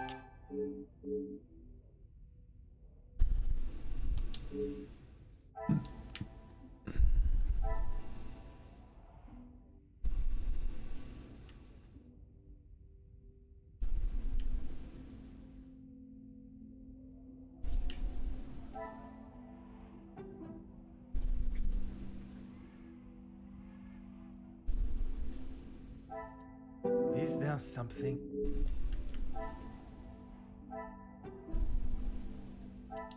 What a rev...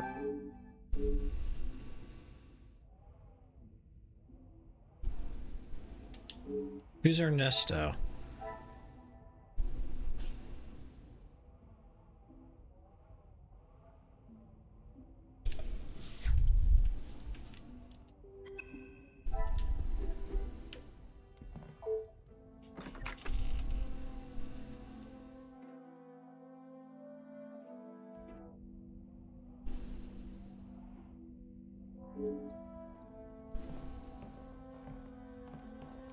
He's got a pimp hat on his bed. That's a great sign. Monsieur da Silva, I am sure you understand the necessity for this type of search. Not really, Detective. Your speech was rather spirited. But it did not give me much faith in your investigation. I have not had my abilities questioned to my face by one of those I suspect of a crime before. Well, if you wish to prove me wrong, you should hurry up and find Felix's killer. And I hope, with your help, monsieur, I shall. Yes, I helped him invest some money. Unfortunately, he was not the businessman he thought he was. Madame Vandenbosch had a very similar view. At least he could have taken solace that you are both in the same position. I think you're confused, Detective. It was Edwin that lost his fortune, not I. Forgive my naivete. If you were helping him make viable investments, would you not have seen the same opportunity for yourself? I told him about the opportunities. I did not tell him to put his whole family's wealth into it. The prospect of doing good meant more to him than his profit margins. He was bound to fail. The business declared bankruptcy. It did, until it was purchased for a fraction of its worth and made the new owner a small fortune.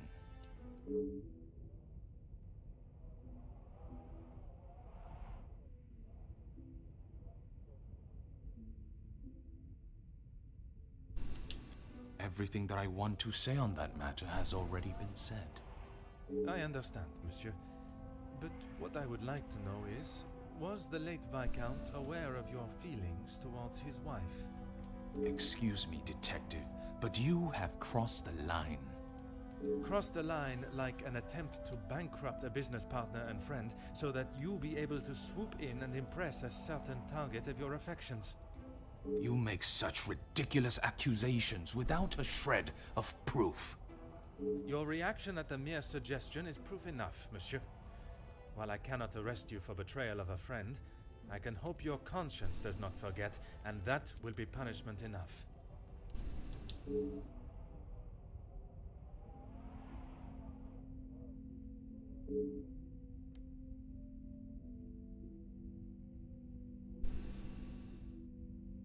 He didn't have much to speak of. I was always surprised at the life he lived. Surprised in what way?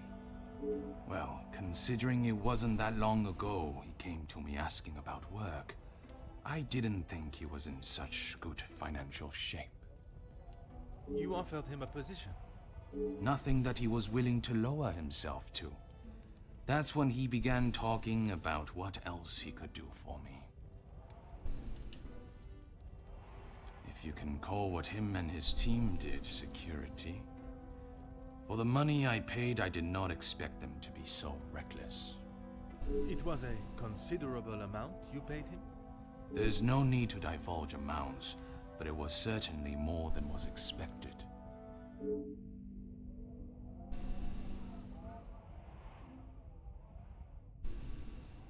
He said they were all professionals, but I saw nothing of the sort. He said he had worked with them all in the army as their superior officer. They were men that could be trusted. But that was not the case? I had not even met them before they arrived on site. They brought their own equipment. They looked like they knew what they were doing. And this equipment, it included the weapons that injured and killed the workers? It was not much of a choice, Detective. I said they didn't need them, but Felix said it was essential. He said he knew better.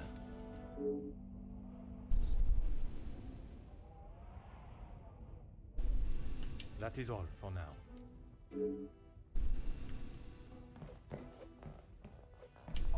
Ah.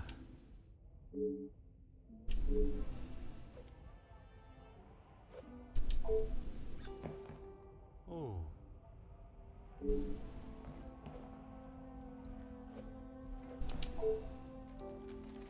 Aha.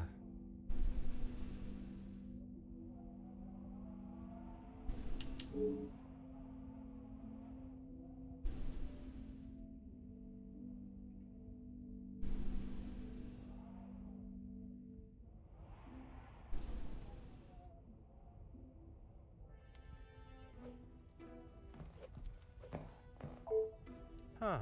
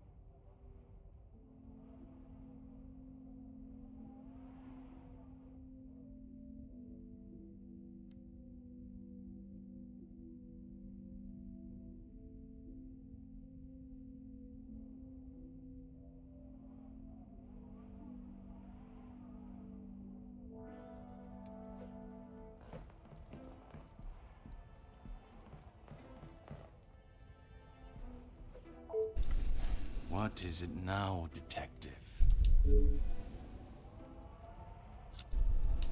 Excuse me? Detective, I think you are beginning to lose your mind. I do not think it is unreasonable to question why you would feel the need to bring a letter opener with you. Really, detective?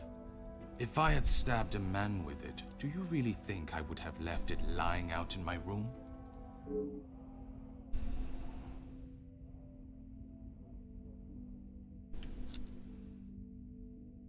Yes, and no one asked them to. But surely it is beneficial to both parties. Your profits must have been affected. There are barely any profits to speak of. Why have those talks not taken place and a deal arranged? Monsieur Beckers has made no attempt to speak with me and offered no counter-offer. The ball is in his court, detective.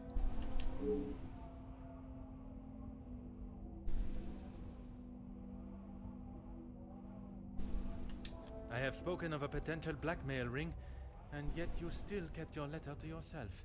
It is none of your business. And it is nothing more than a cheap trick to have me admit something that is not true. If that were the case, it would be strange for you to have kept the letter and brought it with you, would it not? Your persistence is a trait I do not enjoy.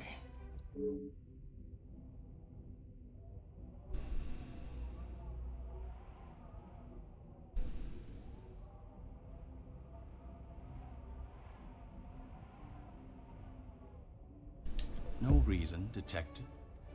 Merely saving you from wasting your time. I will be the judge of that. I would like to know about any and all evidence that may help my investigation. I trust there is nothing else you deem a waste of my time. Of course not, officer. It's not as though you think I'm harboring some illicit secret.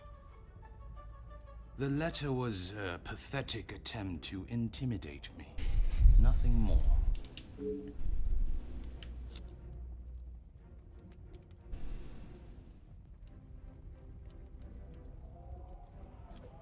I have never heard so much rubbish in all my life. I value those that work hard and deserve it. That suggests there are some that you do not respect. Yes, well, why should I praise someone for doing a poor job? You make me sound like some monster. Monsieur, the letter does not only discuss your questionable business dealings, but also cases of abuse against your staff. Both accusations that must be taken very seriously. Detective, there is a difference between telling a member of my staff what to do and abuse. And it is you that decides where that line is drawn? In my house? Yes, it is.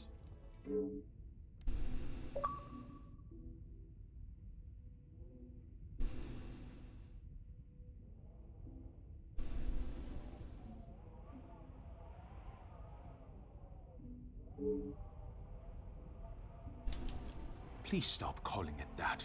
I treat all my servants exactly how I always have, and no one has complained before.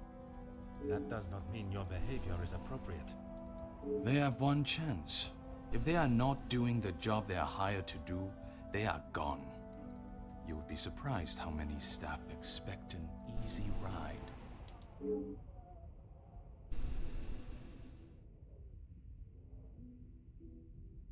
Is there a specific member of staff that may have expected such a ride?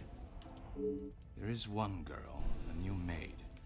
I didn't expect great things from her, but Comtesse de Vos promised me she could do what was required.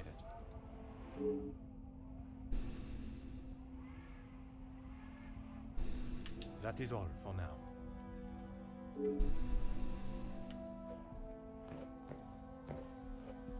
I don't know.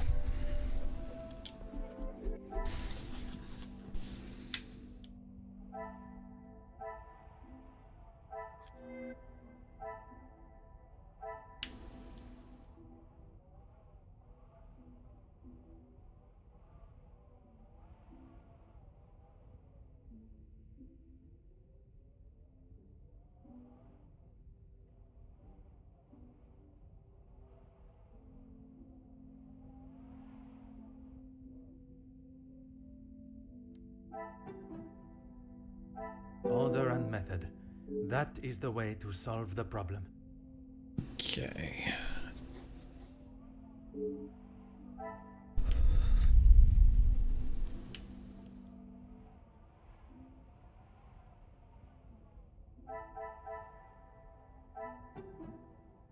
I must act on thought.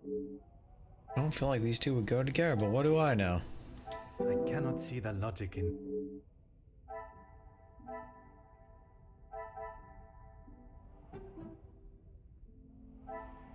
Magnifique.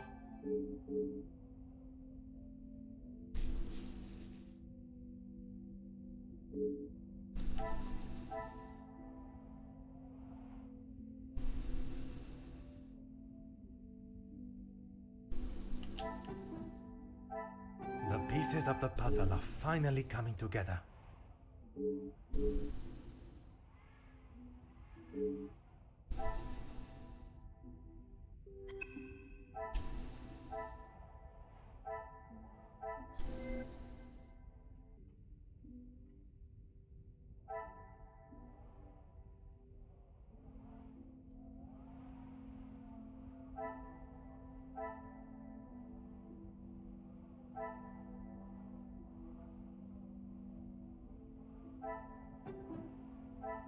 I should not be surprised by my own skills of deduction.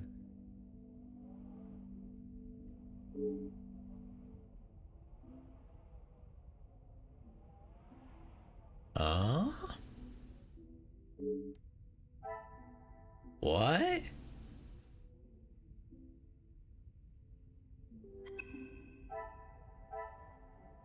Interesting.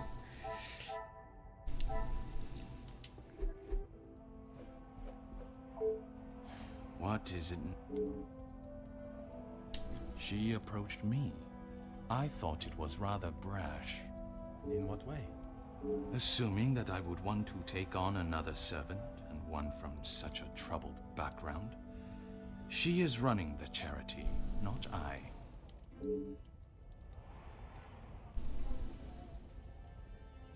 When he came to me, I told him that with the factories on strike and my profits pouring down the drain, I had nothing for him.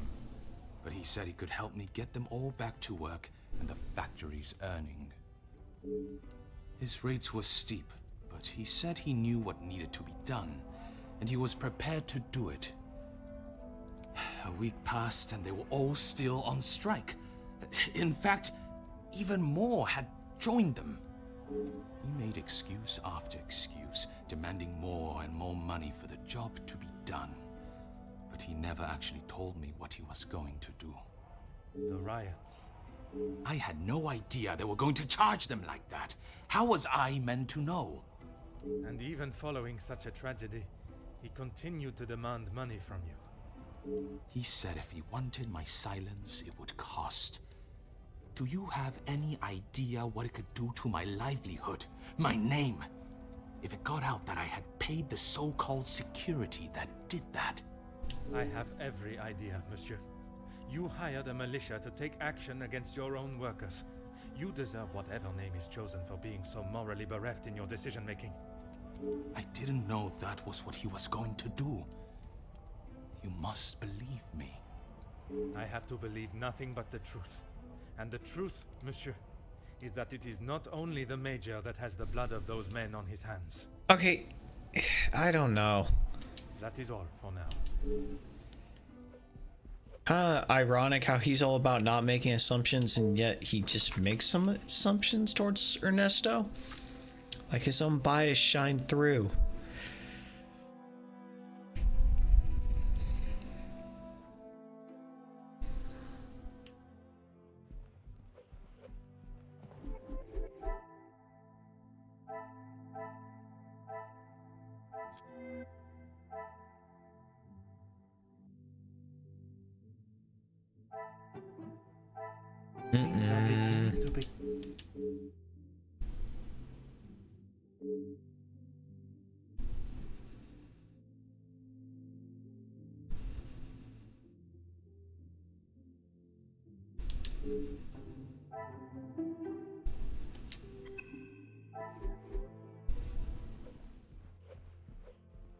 Is there something you need, Detective?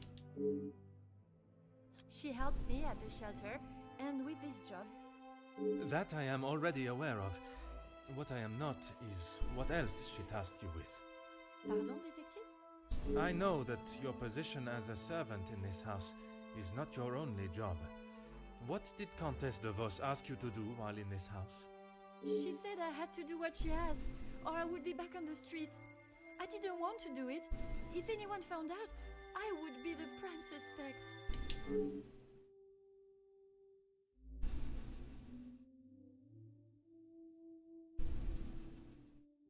Merci, mademoiselle. Wait, we're not compressor? Oh, we gotta connect one of the dots. This will not get me any...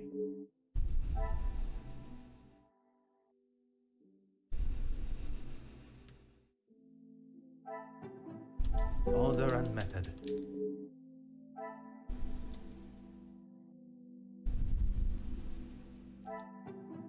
I cannot see the logic.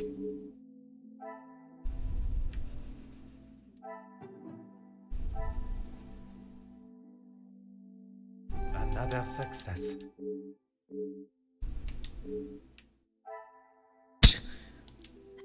Okay. Had to connect those dots in order to continue this conversation. Nothing. She said I was to take nothing. If it was not something she wished you to take, what was it? She wanted me to find out information about the family and Monsieur Hagen. Why did she request that? At first I didn't know, but when I heard about Mademoiselle Angeline being blackmailed, and then the Major, I knew she had used what I found.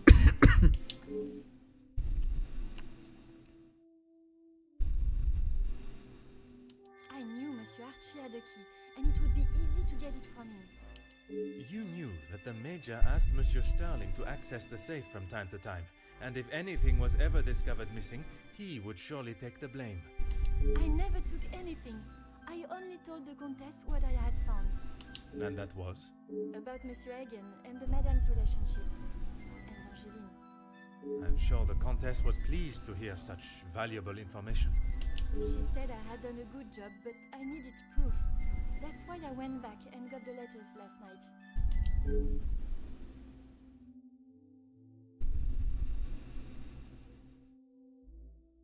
I fetched the letters again and took them to the Countess last night. But she shouted at me and said what a stupid girl I was.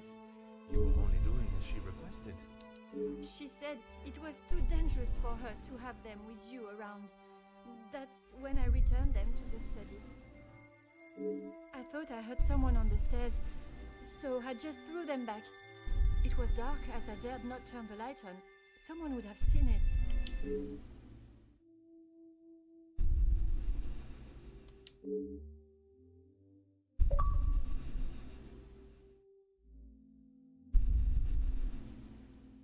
Merci, mademoiselle. Okay, so we know who the blackmailer is.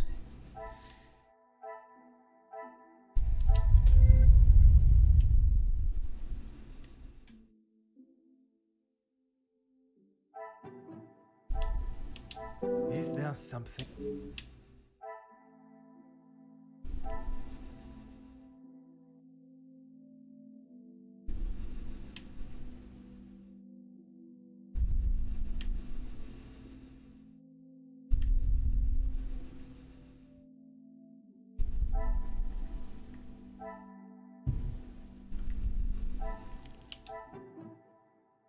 I must act on.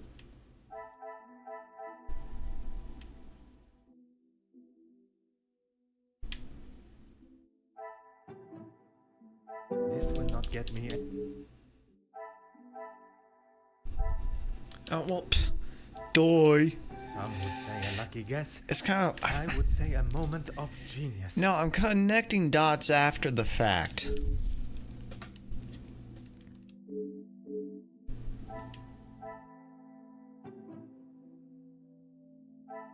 Things are beginning to be.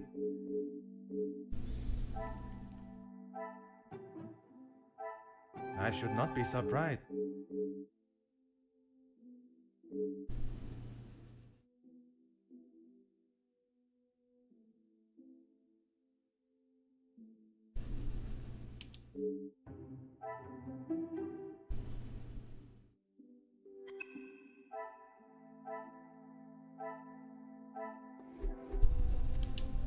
Is there something you need? That's all. I swear. I heard Monsieur Archie and Monsieur Felix talking about a storeroom, but I haven't found it. Is the Countess aware of this room? I told her it was somewhere in the house, but I didn't know where. She wasn't happy with me that I hadn't found it yet.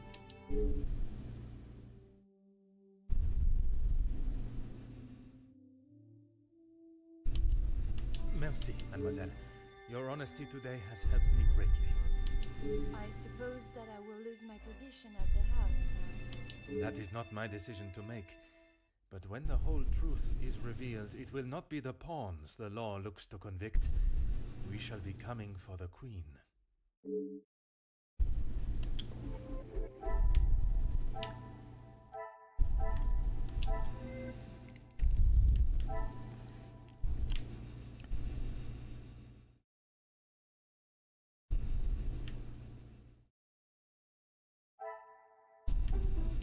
I must take a different approach if I am to uncover the truth.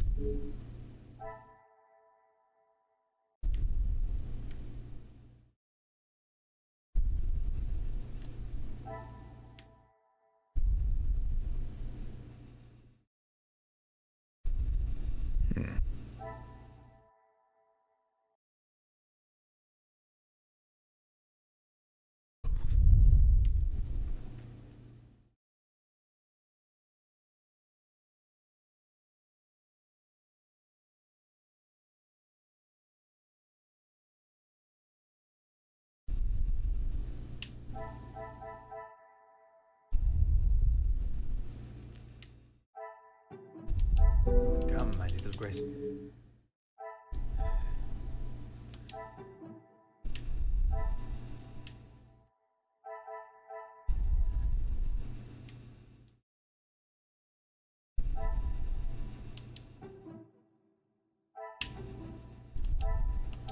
Is there something I...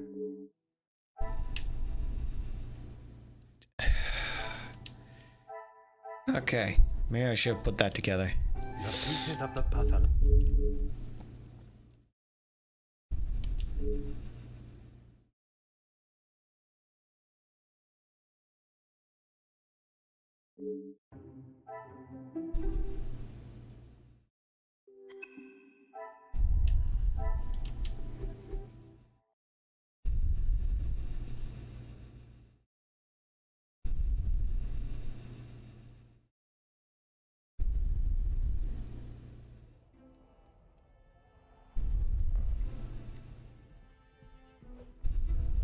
Isn't this my room? Oh, why are you in my room, milady?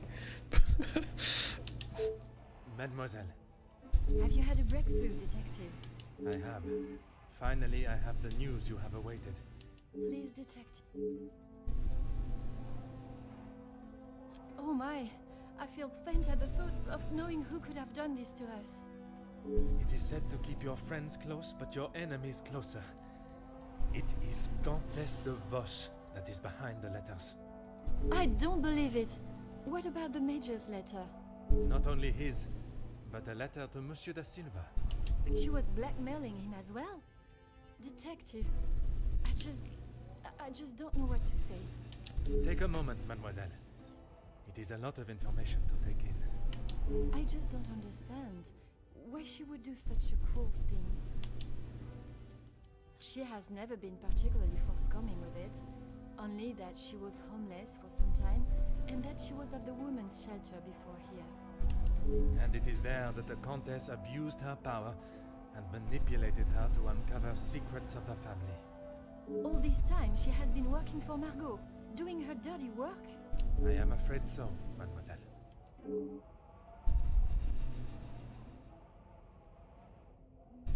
Is Maman aware? You are the first I have told, mademoiselle.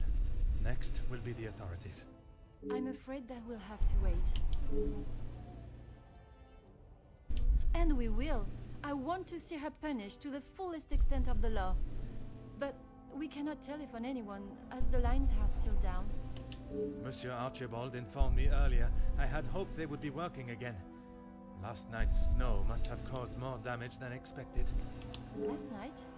They have been done all weekend, Detective. Detective?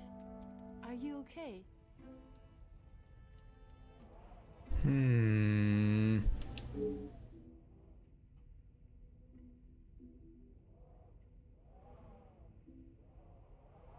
Detective Poirot?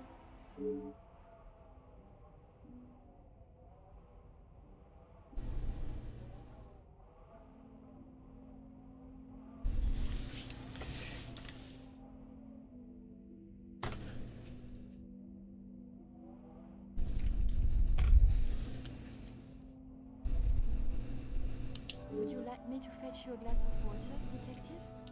My apologies, mademoiselle.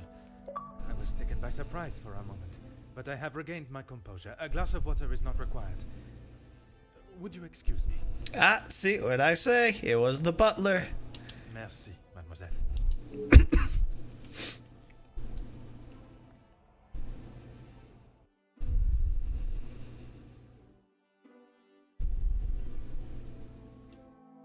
All right, one more chapter.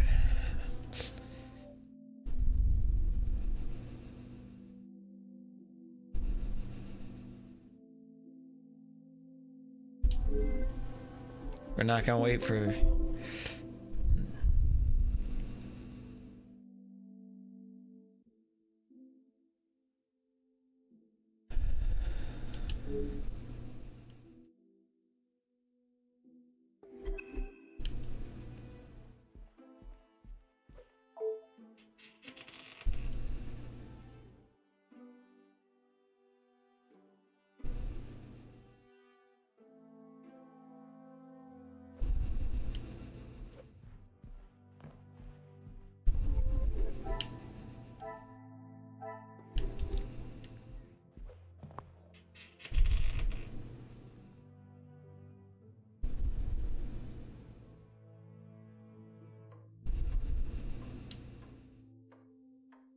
Mademoiselle, what a pleasure to see you. I don't know, she looks a little weird.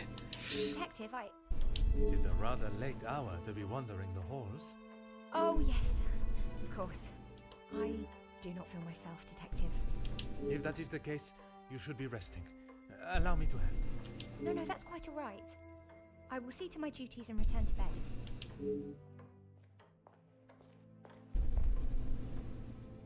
Lizzie, excuse me, Elizabeth. Lady Van den Bosch has been waiting for some time now. Oh, yes.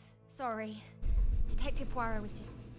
I'll see to the detective. You just head on up. Off you go. Good night, Detective. Bonne nuit, mademoiselle.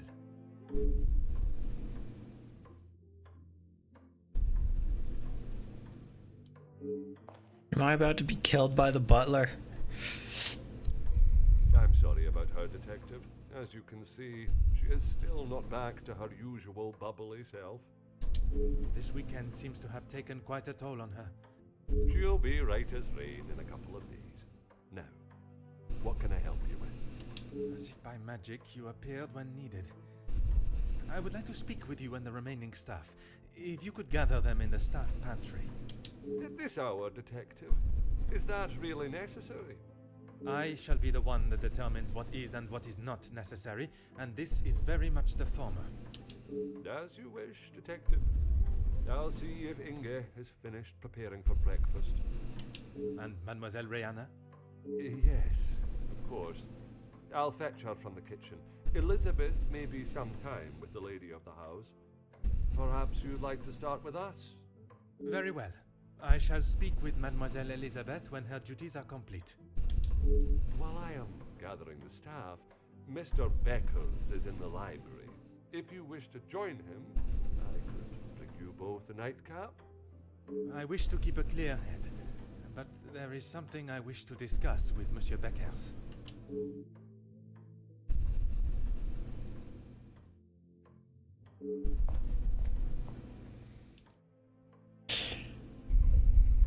I don't know.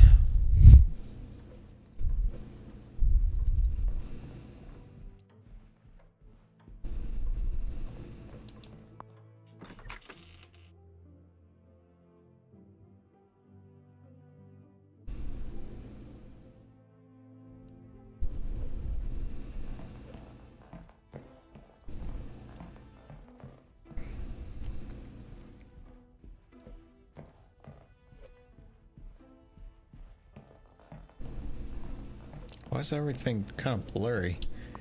Monsieur Beckers, it is rather late. The other guests have already retired to their rooms. I didn't even see the time. It's easy to lose oneself in a library this impressive. That is something we can agree on, monsieur. I suppose I should be heading? A moment, monsieur. There are some matters that we must discuss. Oh, what is it, detective?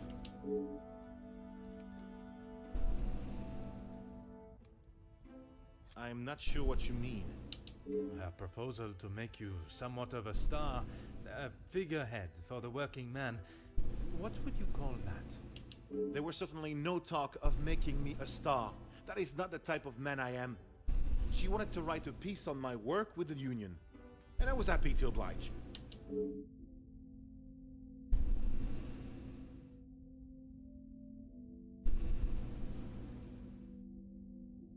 My speech? I'm not sure what speech. You may save your false ramblings for your next audience. I am aware you spoke with the Major yesterday. Whoever told you that has it wrong, detective. Please, monsieur. The truth. Okay, fine. Yes, the Major and I spoke, but it was not for long. I was trying to convince him to speak with Ernesto. It's time we brought the strikes to an end. And that was best approached by a shouting match? He wouldn't listen to what I said. I spent so long preparing how I was going to convince him, but men like him are only swayed by one thing: money.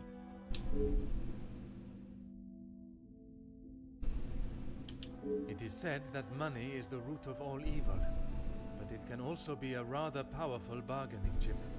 Well, he was bargaining with people's lives.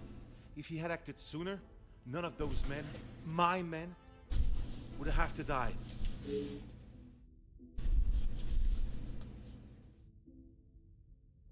deal. It was an insult. And that is why you did not sign it? I didn't sign it because the workers deserve so much more. Not his pathetic attempts to get them back to work. Did you think there was a chance for a better deal to be made?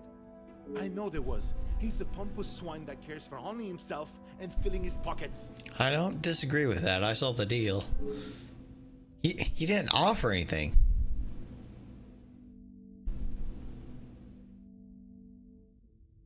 Mademoiselle Conrad can be quite convincing, can she not?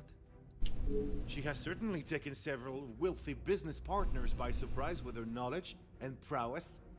She knows how to use her womanly powers to get what she wants. But she did not surprise or use you? Me? Used me? Don't be ridiculous, detective. There were no games played at my expense.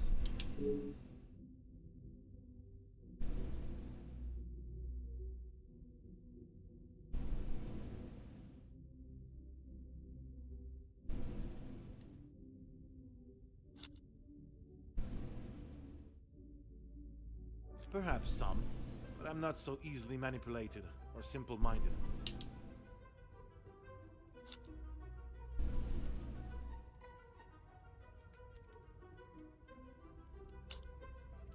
Excuse me? You had the opportunity to end the strikes before the tension escalated, let alone blood being spilt. But you chose not to. How dare you! Everything I have done has been for those men!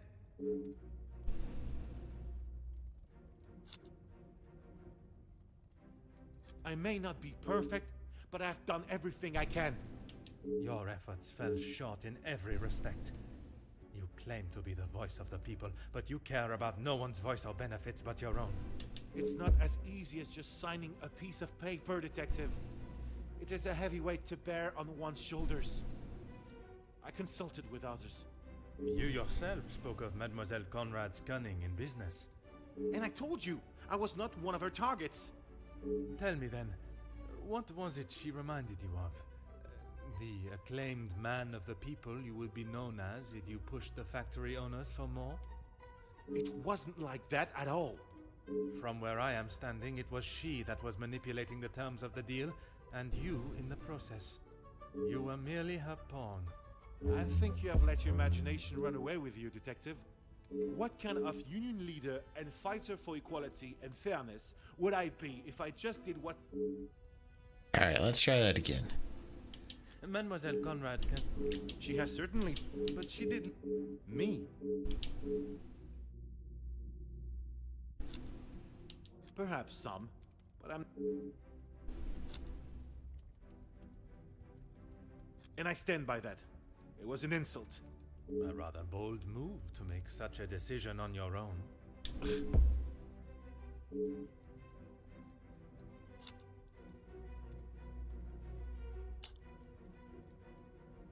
Everything that has happened is my doing. You yourself spoke of Mademoiselle Conrad's cunning in business. And I told you, I was not one of her targets. Tell me then, what was it she reminded you of? The acclaimed man of the people you would be known as if you put... It wasn't like that.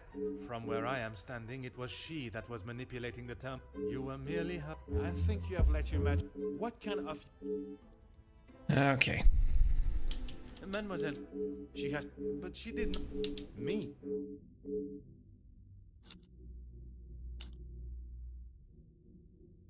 No, she just reminded me of what I was fighting for.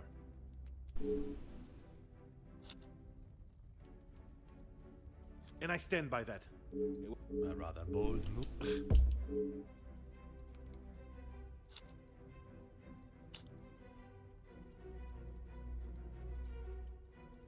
Everything that has happened is my doing.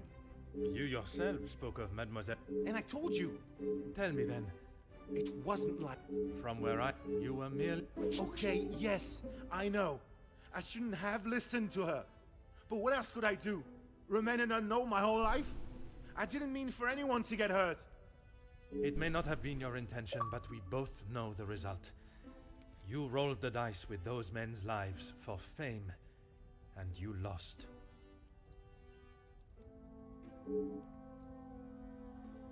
What does that have to do with anything?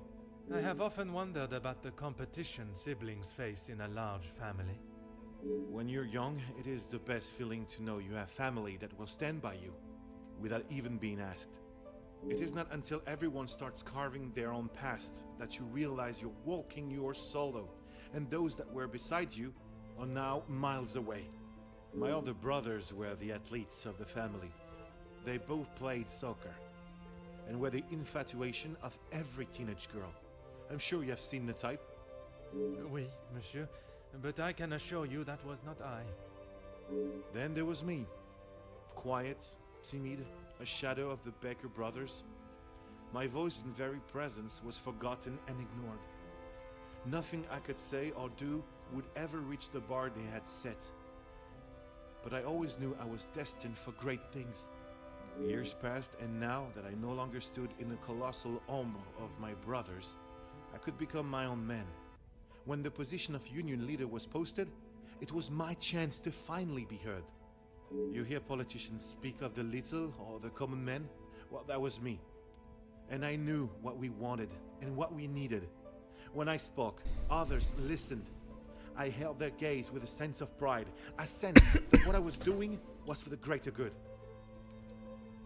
It was supposed to be my crowning achievement. Lead the men to victory over the money-grabbing oppressors. But instead, all I did was lead them to their deaths. Monsieur, it was not at your hands that these men died. The blame cannot lie solely on your shoulders. Those responsible will be punished for their crimes. That you must trust.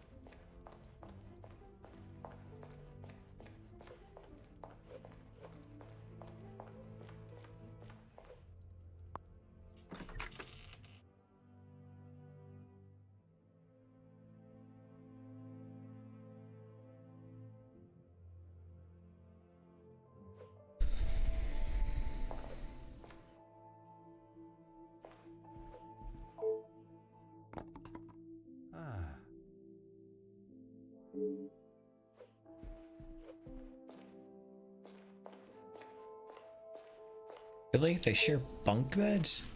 Oh.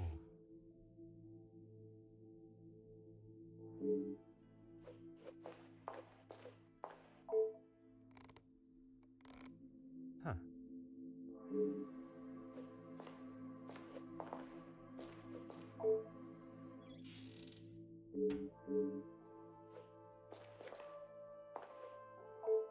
Oh.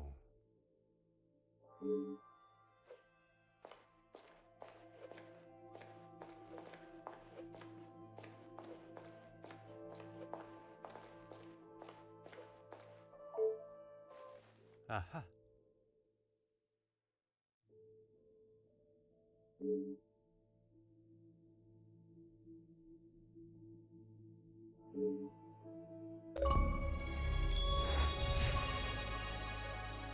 Detective, what can we do for you? You can help me by telling the truth, and in the process, help yourselves. Sorry, Detective. It's a bit late in the night for riddles. It is no riddle, monsieur. If I do not receive the truth, you shall all be charged as accessories to murder. Detective, I think maybe you have been locked in this house for too long. We have already... You have told me a version, and now I require honesty.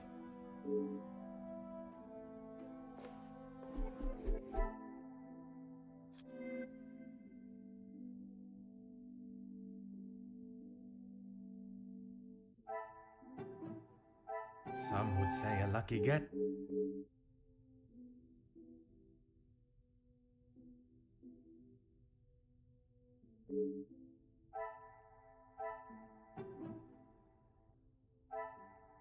I must take a different approach.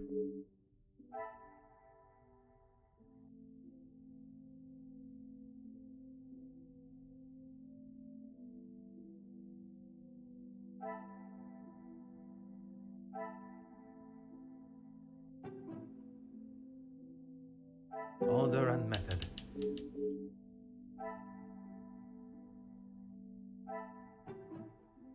I cannot see the logic.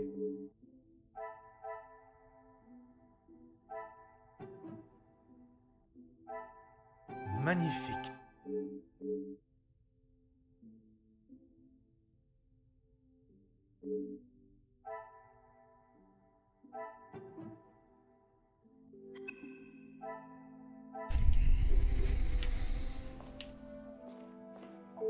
Monsieur Sterling, is there anything you would like to add to your story? I'm not sure what you think I have done, Detective. Let us not string out this charade any longer. From his associate.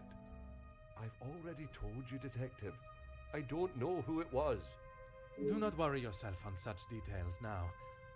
I suppose they were lucky to have called when they did. Otherwise, they may not have gotten through at all, with the telephone lines being down as of yesterday. Aye, Detective. Lucky, I guess.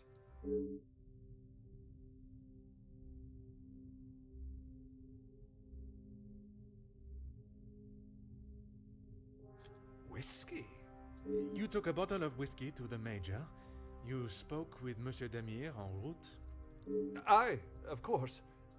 It was a bottle he picked up from his last visit to Scotland. Rather smoky number from the Highlands. He was saving it for a worthy occasion. Drowning his sorrows must have been fitting enough. Or was it the one from the West Coast? You'll have to excuse my memory, Detective. It's not what it used to be. Oh, you found it. Thank you, Detective. I've been looking everywhere for it. If I had lost a war medal, I would not stop until I found it. It's not what you think. I was exploiting a dead man's military achievements for your own personal gain? Nothing of the sort. He asked me to clean them up. I must have dropped it into my pocket when I was putting them back. An honest mistake.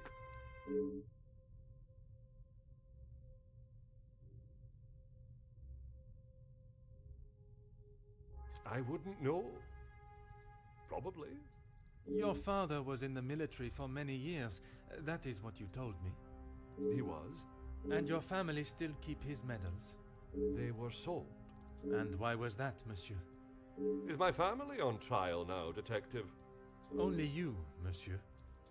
And I repeat my question. Because we needed money. Voila.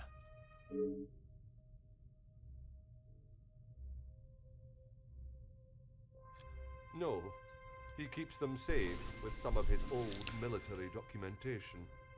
Is that a typical job for the head butler? He trusts me to do a good job. I told him I used to clean my father's, so he asked me to do the same. And where does he keep these items? In the storage room. I know where everything is, so it's just easier if I fetch them for him as and when he needs them.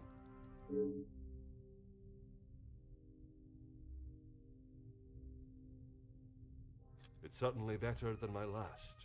You are paid a fitting wage for the work that is asked of you?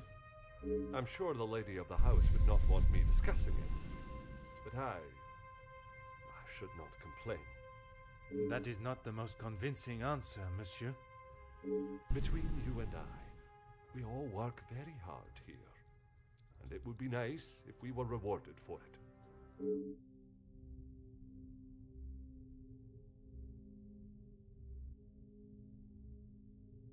Please don't go anywhere. If I require more information, I shall call on you again. Come,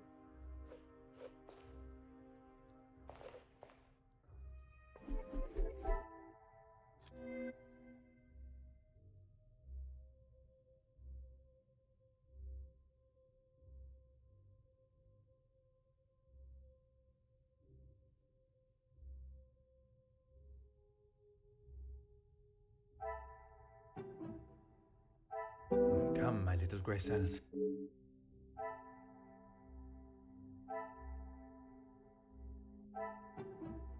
This will not get me any close.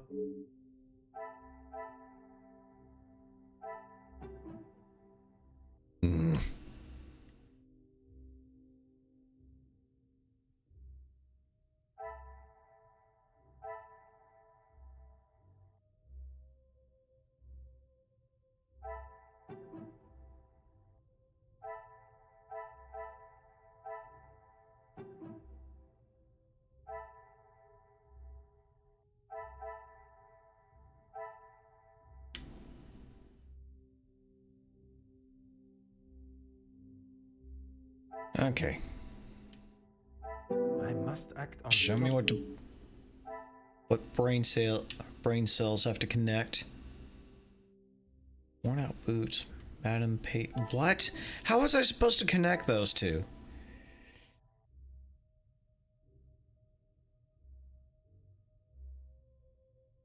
What a revelation!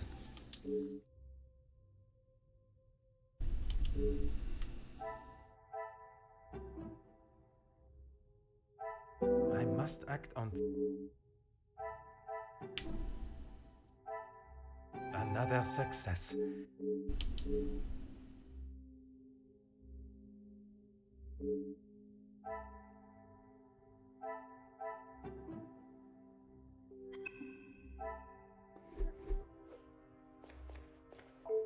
Mademoiselle, I shall be as quick and precise with my questioning as possible.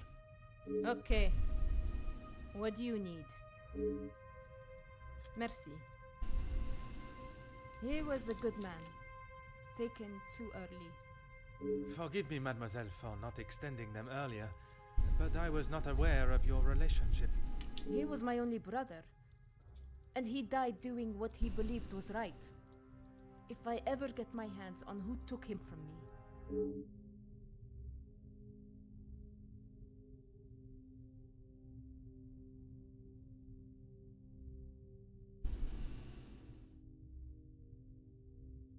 You say the riots, but it was the strike he was part of. They started the riots, not the workers. I'll be right back. I gotta take care of something. Cool. My headset fell apart.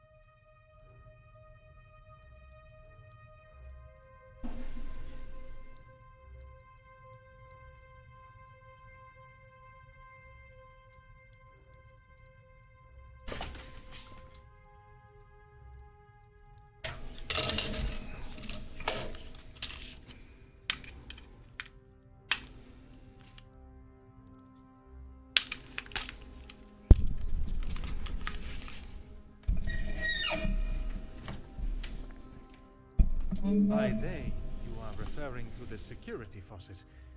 They were brought in to keep the peace. The security, huh? They were brought in to make an example of them. It was all peaceful until they arrived. Why would they need to make an example?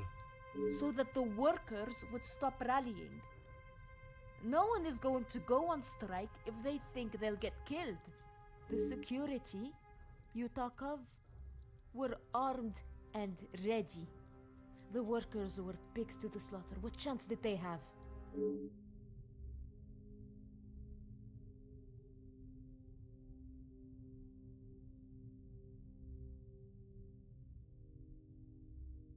Yes.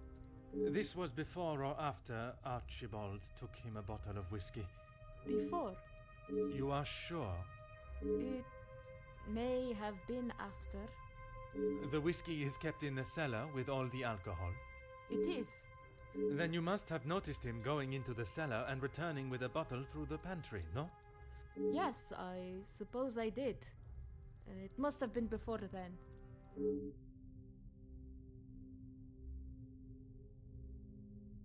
Merci, mademoiselle. That is all for now.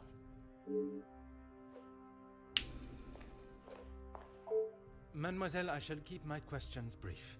I don't know what else I can tell you. You have been honest with me so far. All I request is that you continue to do so. Oui, détective.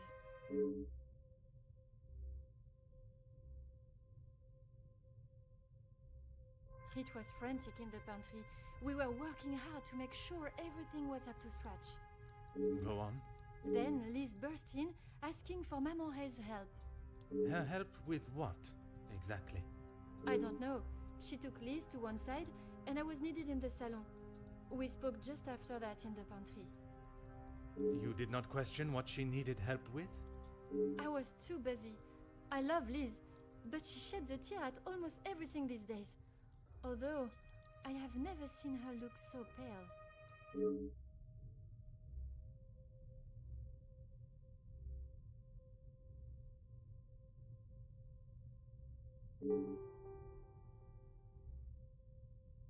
Merci. Go on, detective. What is there to say? Being locked away in the pantry, I don't see her for most of the day. That may be, but she came looking for your help before dinner was served, did she not? She wasn't feeling well, that's all.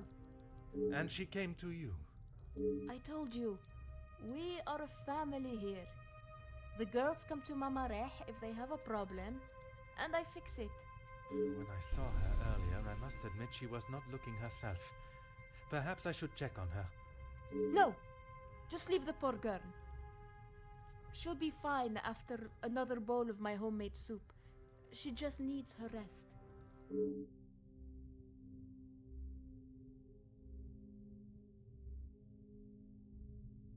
Merci, mademoiselle.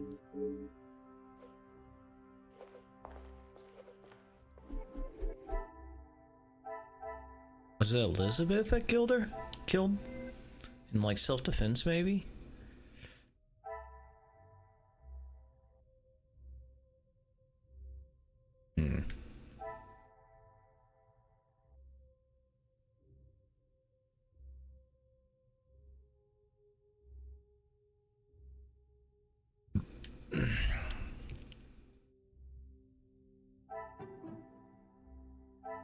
Magnifique.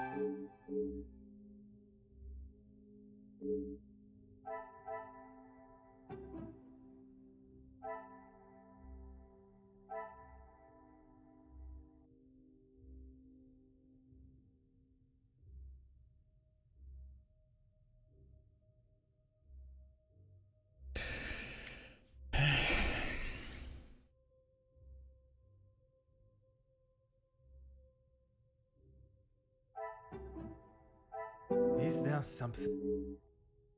Come on, we can do this.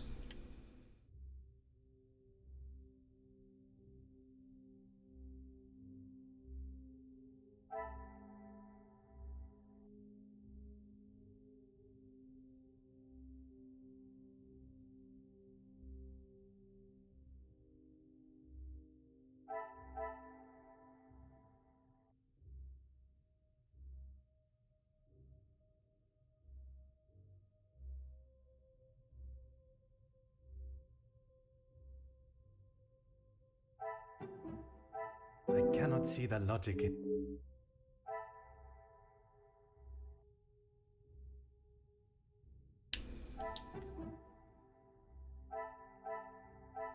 Come, my little Grace.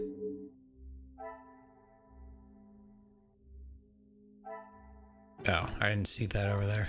Things are beginning to...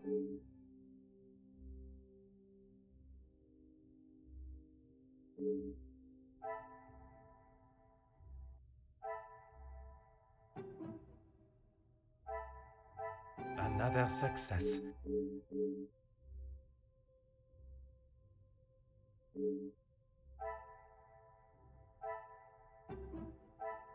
What a revelation.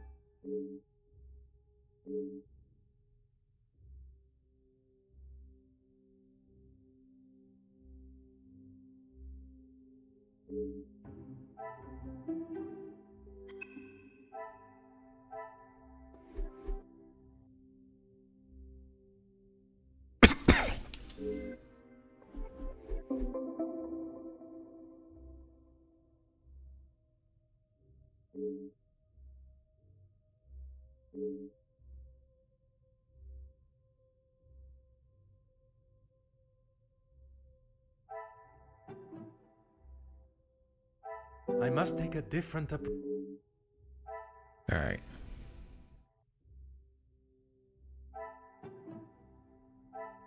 I should not be surprised.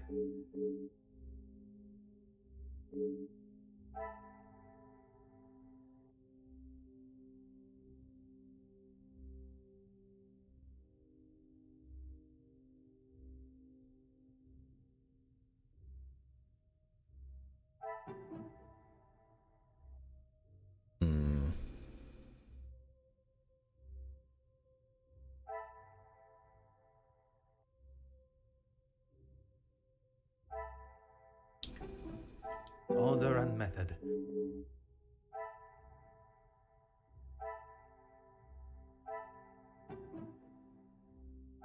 This will not get me. Come, my little gray cells. Please connect the dots for me. Some would say a lucky.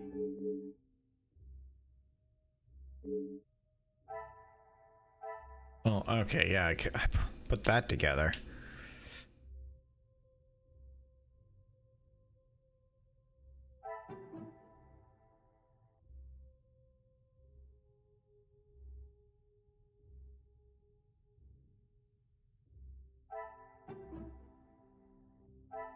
I must act on thought. Yeah, well, I'm getting impatient.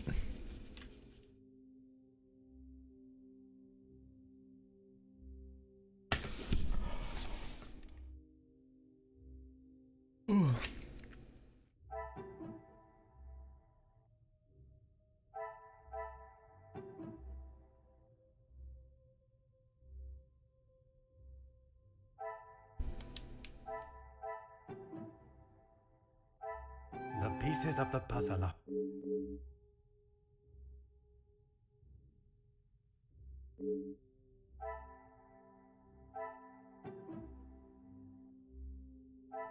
Things are beginning.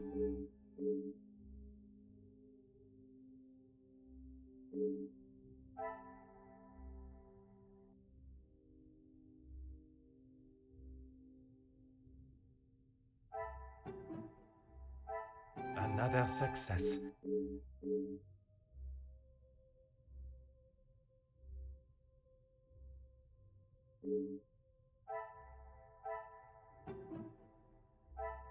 Is there something? Really? It's like straight down.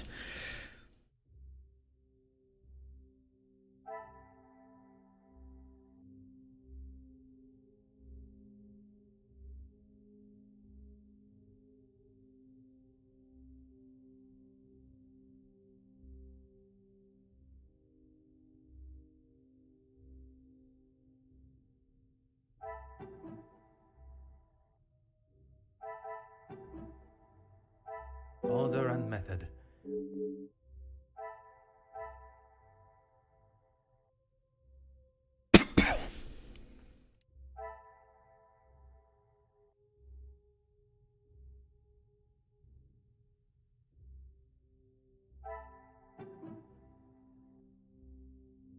I don't fucking know. Okay, just tell me. I cannot see the logic in...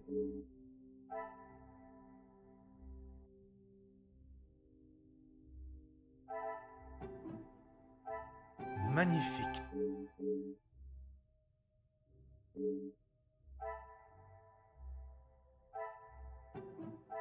I must take a different approach if I...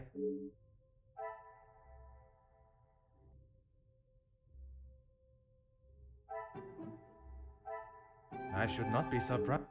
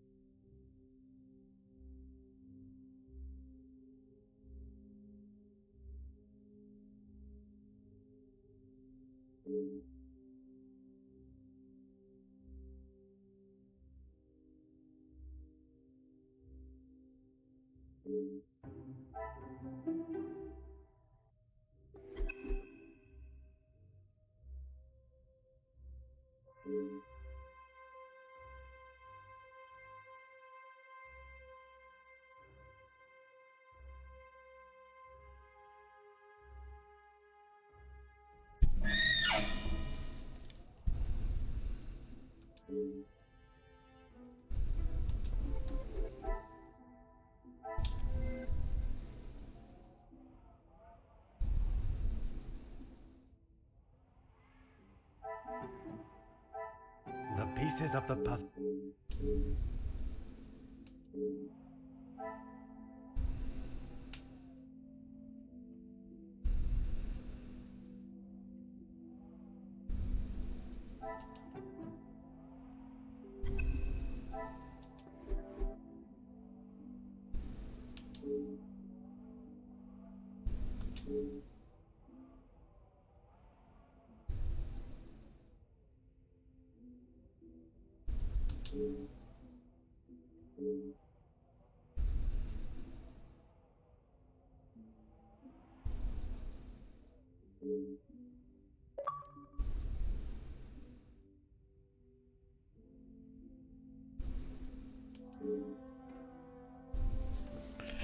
I don't know. I feel like we're on the verge of beating the game.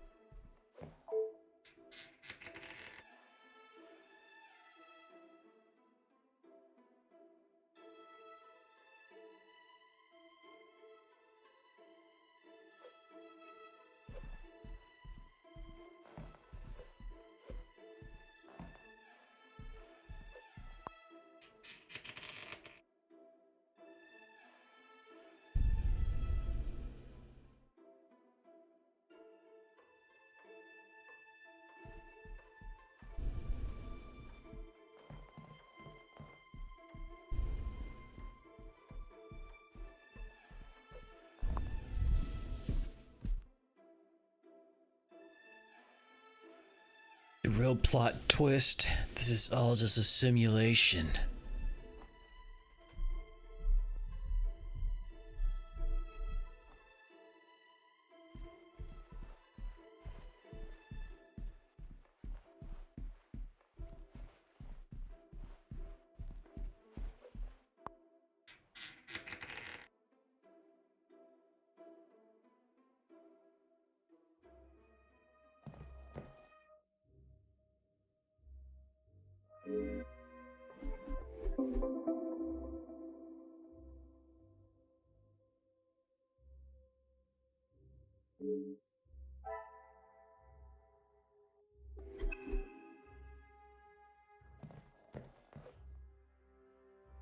Monsieur Sterling.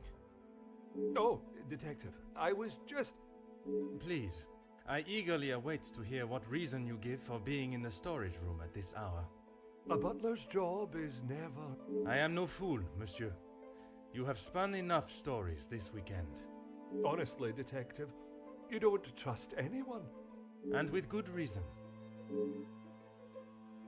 I've been thinking about my time with the family. I often think on fond memories, but it does not take me to a storage room in the middle of the night. There are many memories held within these walls. I just wanted to see them again.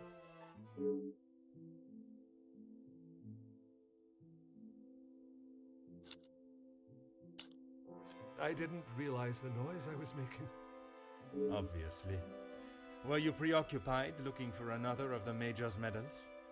Of course not. I already explained. No, monsieur. You attempted to dupe me again into believing one of your stories. Please, detective. I know you know how it ended up in my possession. I was just trying to get some extra money together to send home. I can't lose this job. If Lady Van den Bosch found out... Theft of a medal would be the very least of your problems. Deceive? I'm sorry that I lied to you about the medal.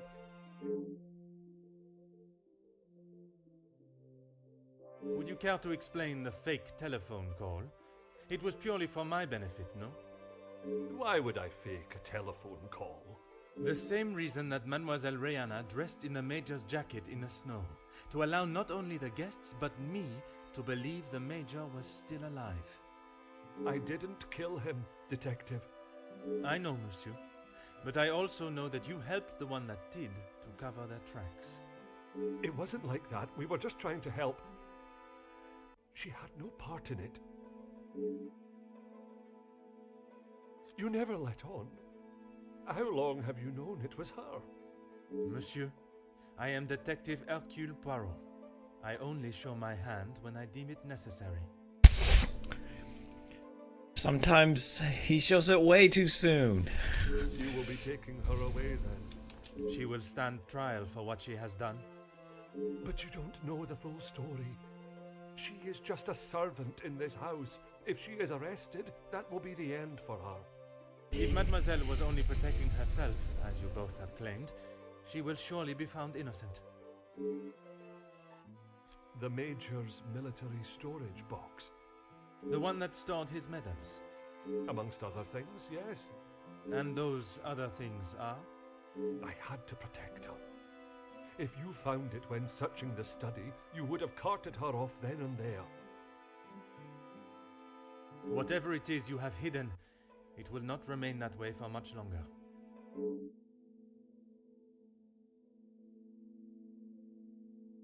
I need a moment.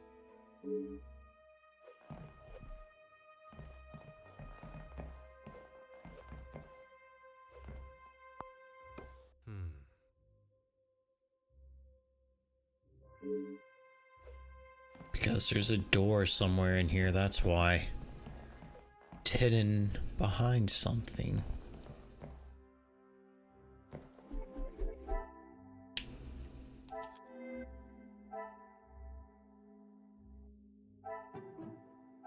Some would say a lucky get.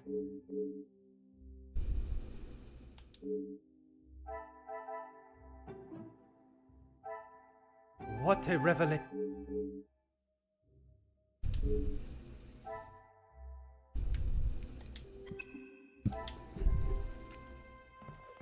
Ta-da!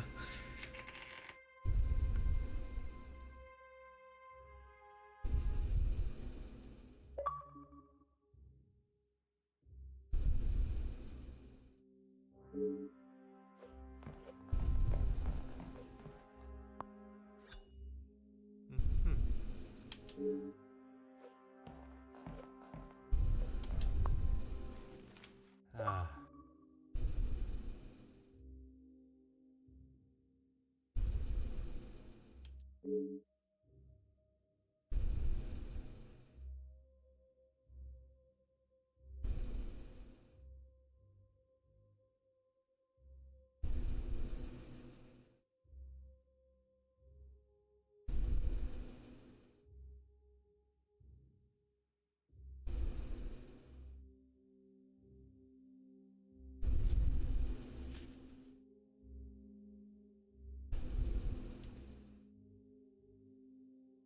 Woo! Except it's not his. God damn.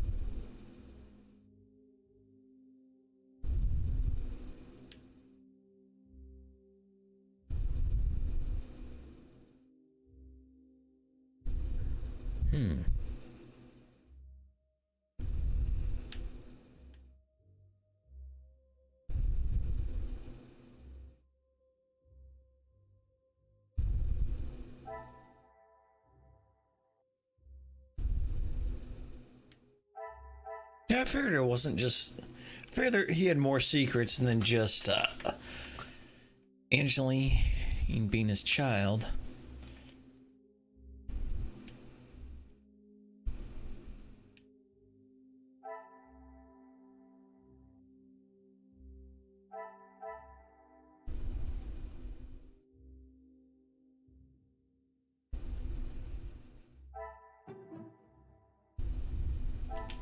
I should not be surprised.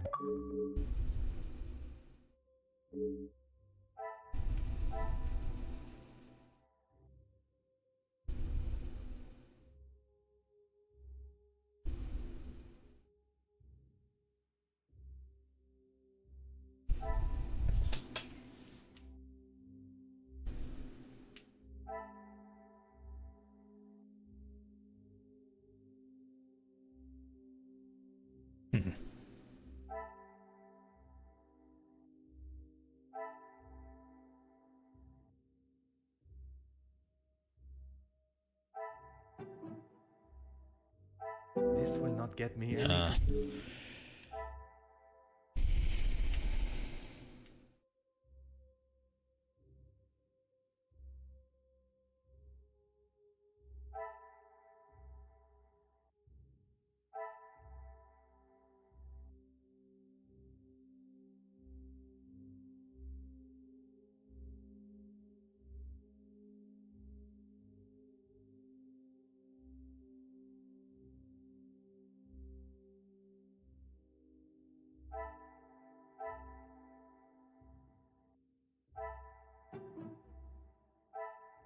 Some would say a lucky...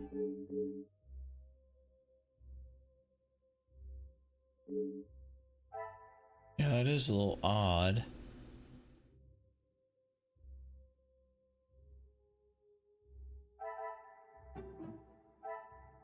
The pieces of the puzzle are finally...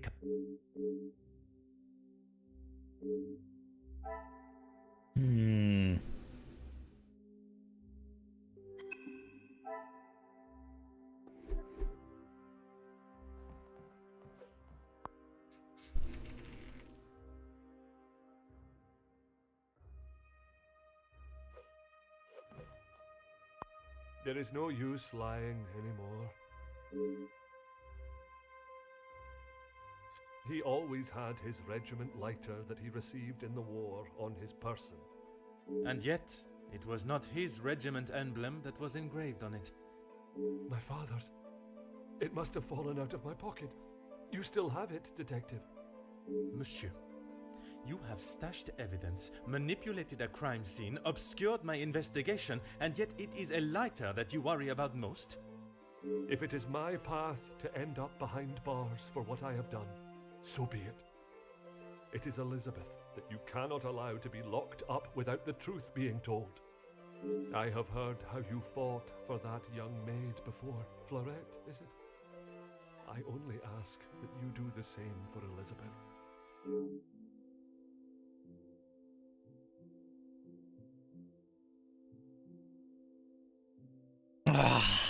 And this is where we virtue signal.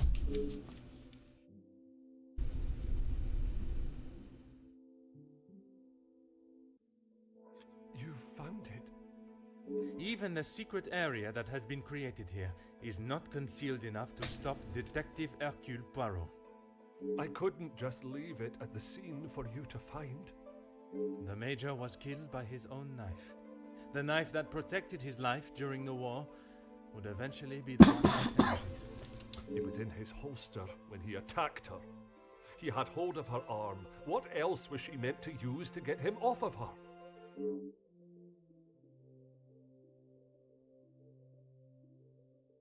She didn't plan any of it, Detective. She was only defending herself. That is what Mademoiselle told you? She did, and I believe her. You think you knew the Major, but you had no idea. He was a monster and had more secrets than all of us combined. That may be true, but that does not excuse what she has done. Put yourself in her shoes for a minute. If a man like that had attacked me the way he did Lizzie, I would have done a lot worse to him.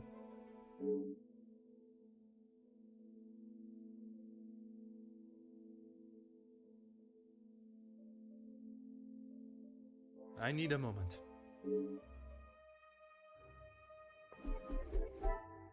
To think.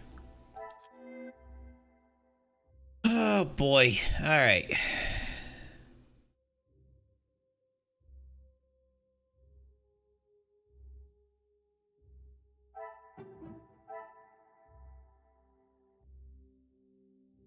Magnifique.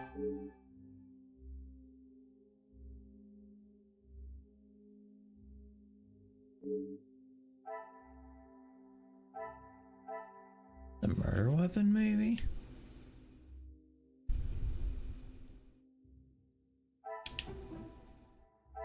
I must take a different approach.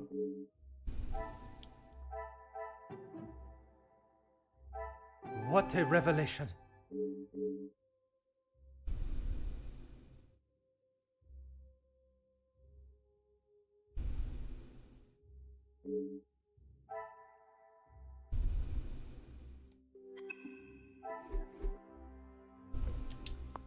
There is no use lying anymore.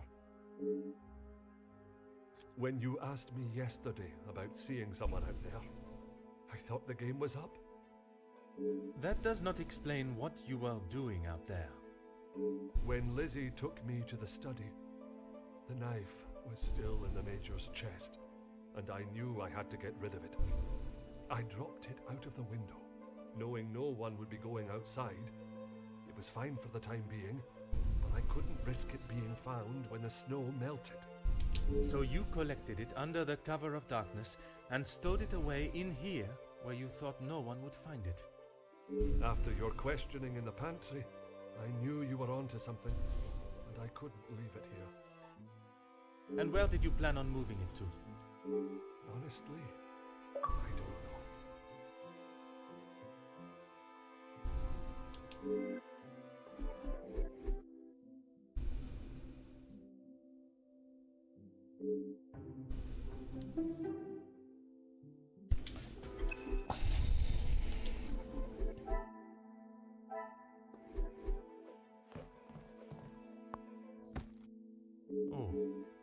What's left to do here? God damn. There is no use. Why what? Why I would risk everything to help Lizzie? Exactement. Because she is family. If you were in that position, you would do the same. I can assure you, monsieur, that I would not. Then perhaps that says something about you, Detective. I would do anything for her. For any of my staff. Even if it means crossing the boundaries of the law? Without question.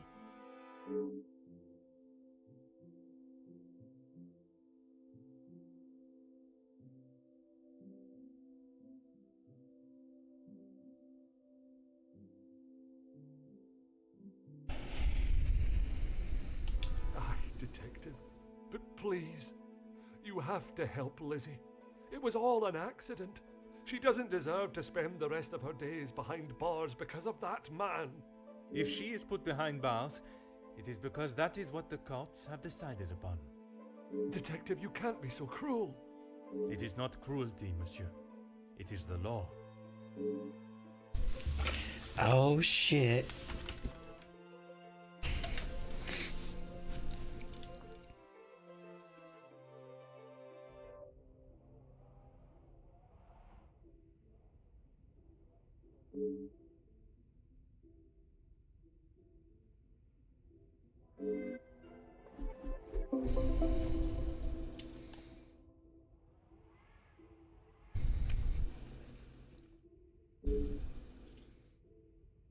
feel like sometimes this is just like me trying to connect my own brain cells and why it takes so long.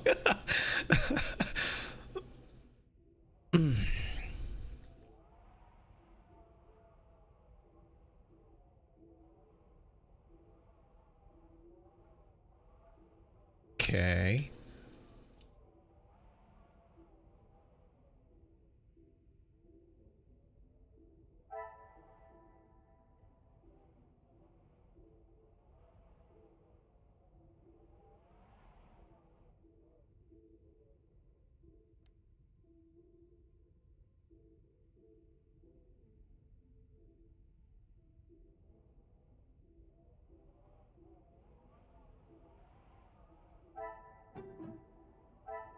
Is there something?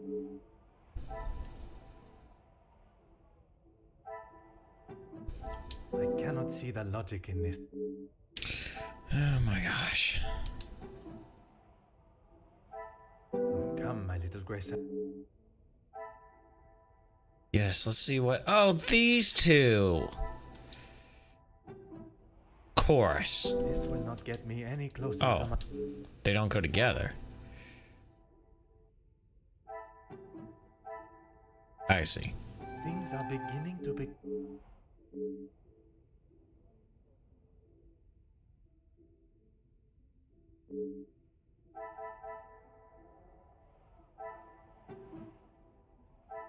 Another success.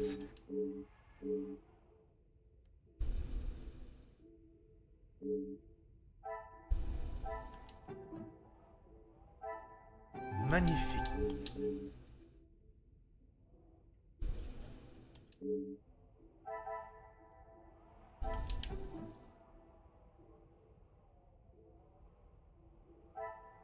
The pieces of the puzzle.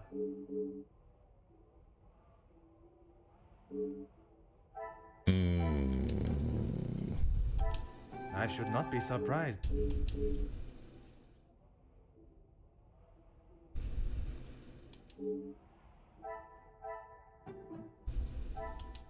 What a revel...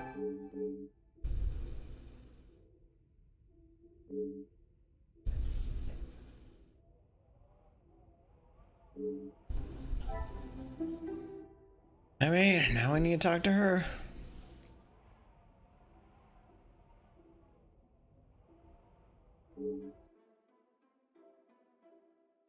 Yeah, no, I wouldn't be sleeping.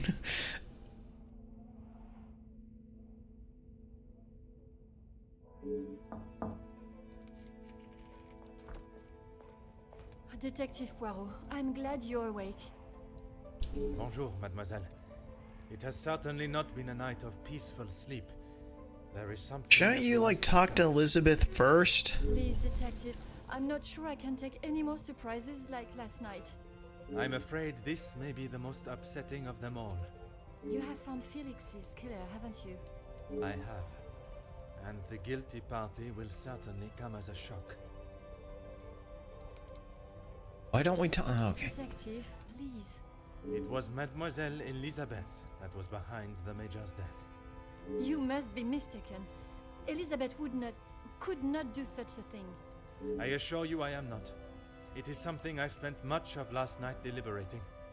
When you spoke of the telephone lines being out of order, it made me question the conversation I thought I had heard Monsieur Sterling make with the Major before connecting the call to him. But it hasn't been working all weekend. Exactement, mademoiselle. That is when I knew I had once again been lied to.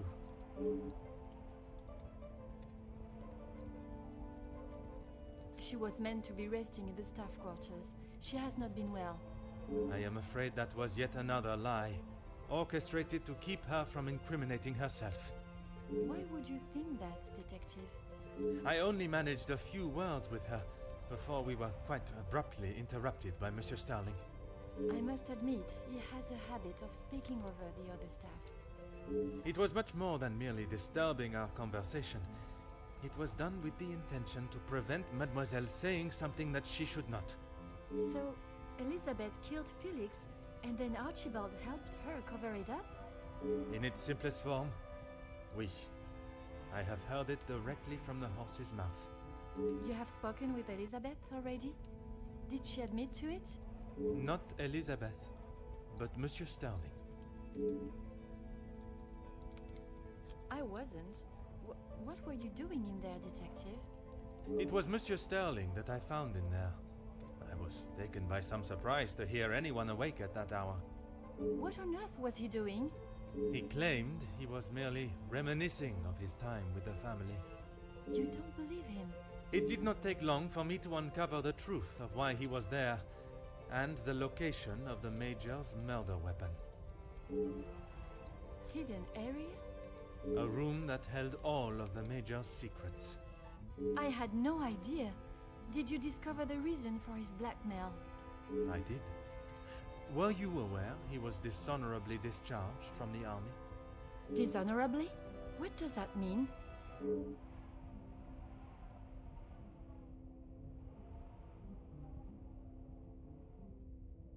Yes, Gideon told me about the conversation you had. It is really quite upsetting. Zachariah was adamant of the Major's cruelty during the war, but the extent was not known until now. He killed a number of prisoners, men that were friends of Zachariah. Surely not. He would not do such a thing. They must have been trying to escape. I am afraid not. They were in fact unarmed. Oh, detective.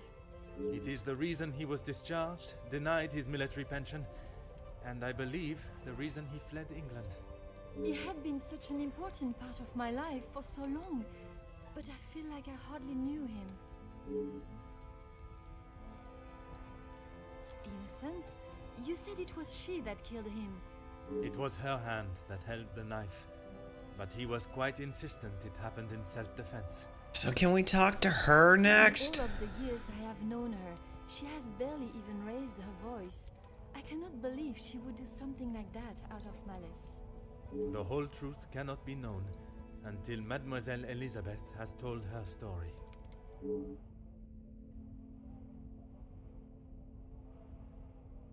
Will you allow me to be present? I think that is an excellent idea. I hope your presence will calm her and will perhaps allow her to speak more freely. Please, detective. I know she has done a terrible thing, but I beg of you to give her the time to explain herself.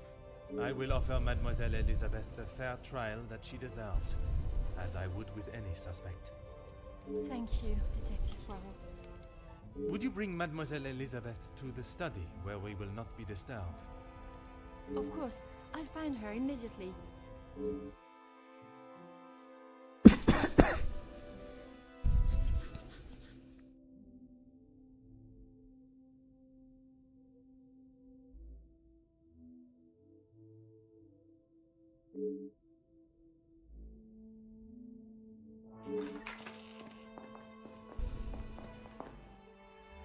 Mademoiselle Elizabeth, merci for joining us.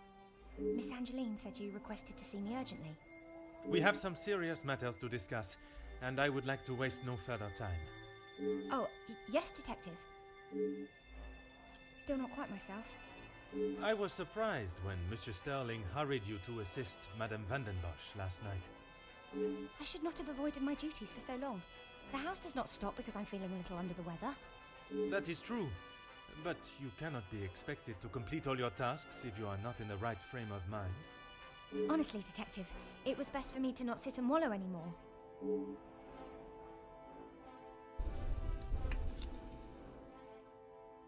Yes, that is where he spent his last moments. Standing shoulder to shoulder with his fellow workers. The resulting riots were a terrible tragedy. One that I hope we will not have to see or experience again. Something that could have been avoided had the Major and his team done what was required of them. Nobody deserved to die that day. Not my Luke. Have you been able to uncover who the blackmailer is? The blackmailer's identity has been established, and they will pay the price for their crimes. Wonderful news, Detective. You can put it all behind you now. You must be thrilled.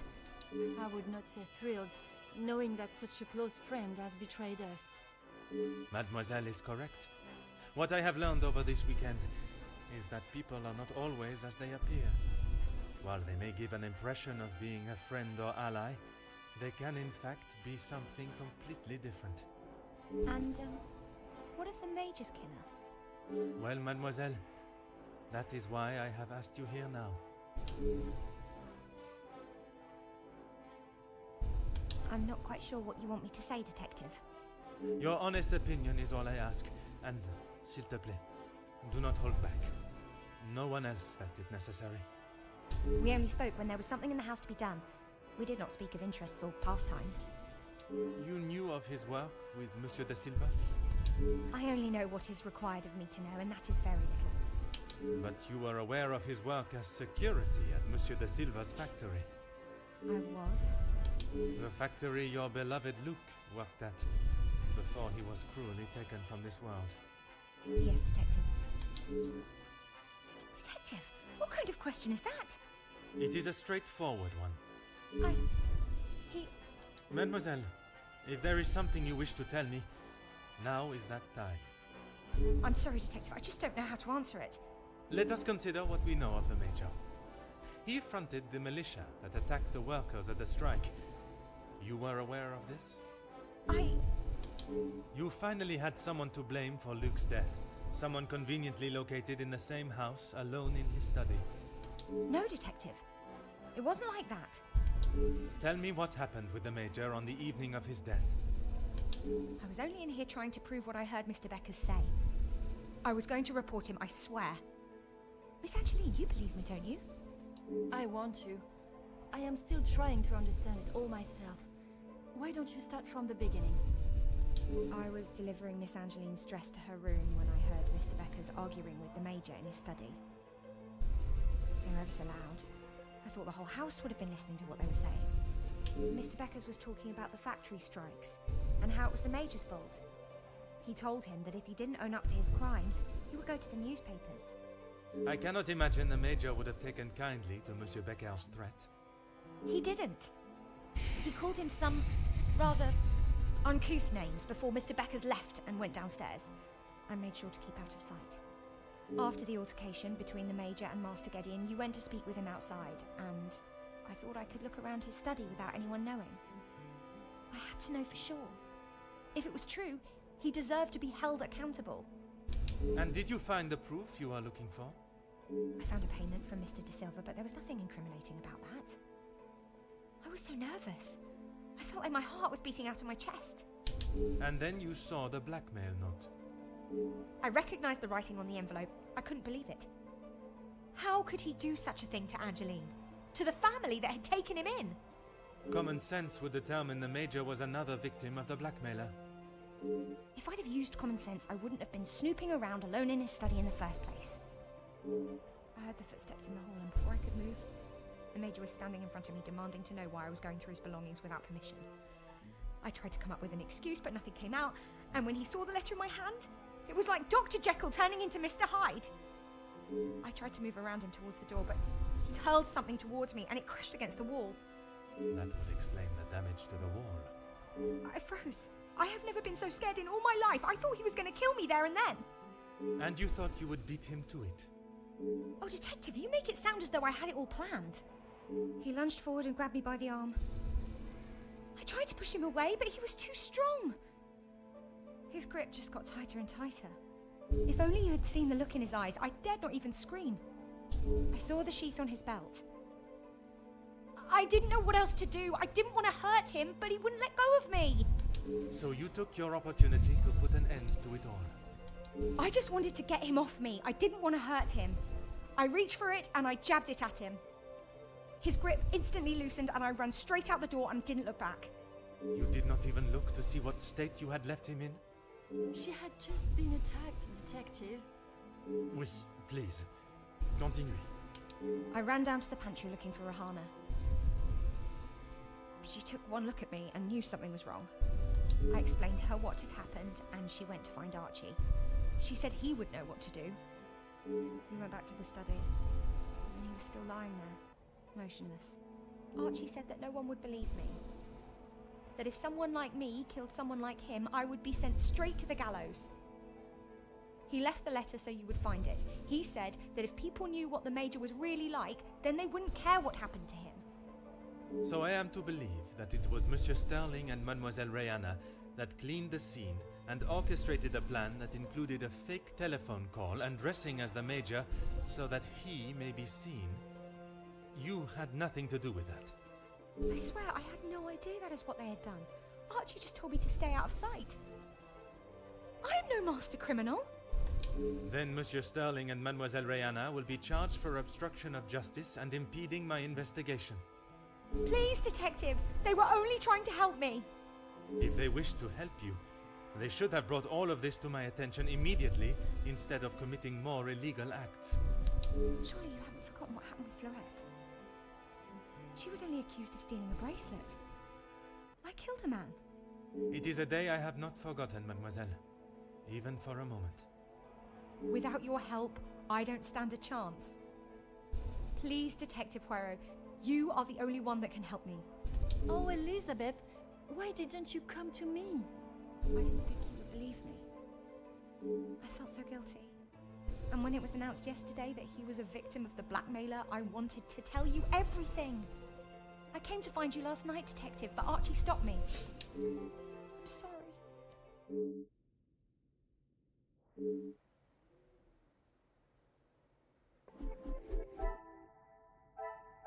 Okay, what needs to... what...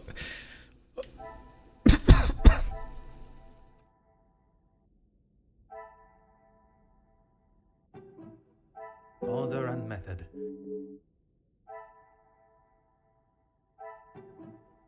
I must act on... Oh my gosh, there's way too many dots.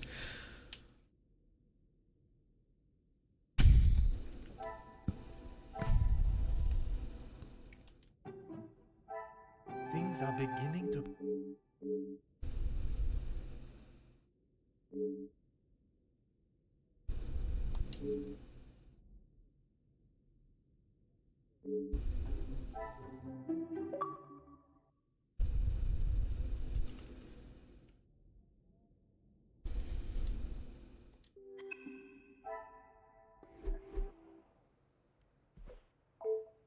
Oh, yes, Detective. I don't know where it is. If you have been honest with me until now, I ask that you continue. I'm sorry, I really don't know. Archie dropped it out of the study window and he said he would deal with it. I couldn't bear to touch the thing.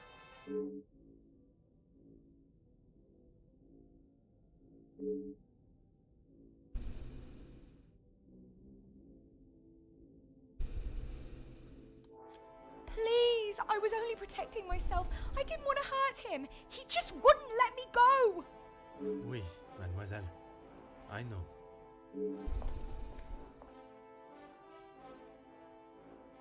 Mademoiselle tells quite the harrowing story. I cannot imagine the Major acting in such a way. But Elizabeth could not make up such a story. After learning what I have about the Major's character this weekend, I would not question the lengths he would go to in order to keep his secret hidden. I know that you share a close bond with Mademoiselle Elizabeth, but you cannot allow your personal feelings to taint your belief of what took place. She has committed a terrible crime, but she will live with that for the rest of her life. She's not a cold-blooded killer. Yeah, and it was in self-defense, so I thought that... If what she says of the Major's attack is true, she acted in self-defense. And in the law's eyes, a crime has not been committed. I will do everything I can to make sure her story is heard and a fair trial is conducted.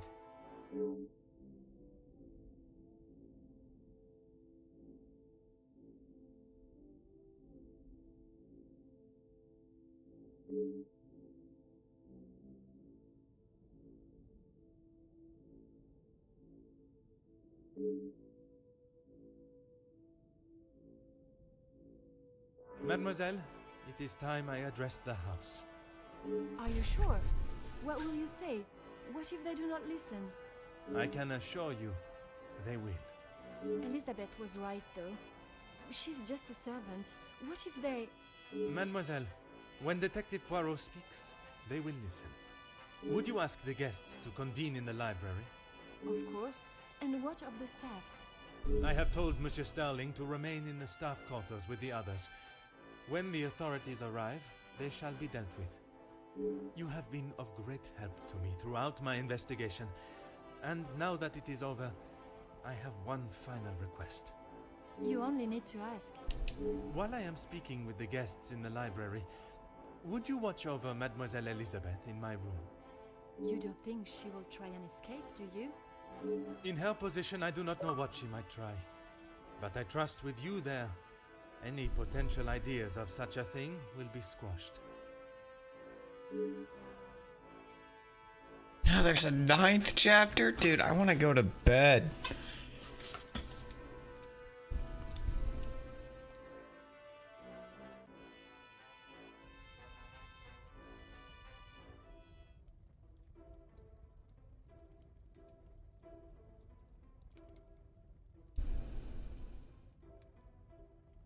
Detective, you have spent more time making us sit and wait for you than anything else.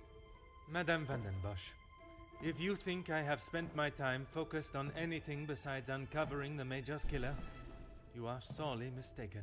I'm sure you will be eager to share your findings with us then. All in good time, Madame. Firstly, to understand the truth of what has occurred this weekend, one must know the timeline of events that not only preceded the Major's death, but succeeded. We are all well aware of what happened before, Detective. You can save your breath. You are only aware of what the guilty parties wanted you to believe, but now I shall apprise you to the true events. The reason for us all being here, you know. The altercation between Monsieur Demire and the Major, you know. The body of Monsieur Hagen was found while we were all sat enjoying a most delicious meal. That you also know. But what was kept from us all was that his body lay on the study floor for far longer than was thought. It was that servant. She found him. S'il te plaît, monsieur. It was indeed young Inga that found the Major's body lying lifeless in the study. So it was her. Monsieur, I will not allow for any further interruptions. I return to the Major's body. If we are to believe the scene that we were presented with, the Major must have been killed during the first course of our meal, a meal that none of you left, even for a moment. Speaking in the evening, you all confirmed one another's alibis, and although there was doubt in the validity of some, I confirmed that they were indeed all true. What I could not understand was how a man came to be found dead, and every guest accounted for at the time of death. That is until I questioned the latter. Monsieur Beckers, I shall now allow you to speak. You saw the Major smoking a cigar in the snow. Is that true? It is. False. You saw what you were meant to see. Someone in the Major's coat standing outside, giving the illusion that the Major was still very much alive. Monsieur da Silva, on the afternoon of the Major's death, do you recall hearing a telephone ring? Now that you mention it, I have not heard a single ring all weekend. Correct. The telephone lines have been down for the duration of our stay, meaning the telephone call that was received and promptly directed to the Major's study was yet another act of trickery and deceit. But it did not end there. When I entered the study for the first time, it was obvious someone had already been there and falsified the scene to stage a burglary and clear away important evidence, including the murder weapon. What followed was an investigation that had already been hindered. But even those lengths were not enough to derail me for long. I think we have all had enough of your self-praise, Detective. Perhaps you would like to tell us who killed him now? Madame, as I'm sure you would expect, it is not as simple as that. What many of you do not know is the discussion that was had between the Major and Monsieur Beckers earlier that day. What has that got to do with anything? I told you I didn't kill him. That I know to be true. What you do not know is that it was not only his ears that heard your spoken words. I hope you are not implying I had something to do with it. No, madame. There was another. Mademoiselle Elizabeth. You are all aware that the Major was hired by Monsieur de Silva to front the security during the workers' strikes.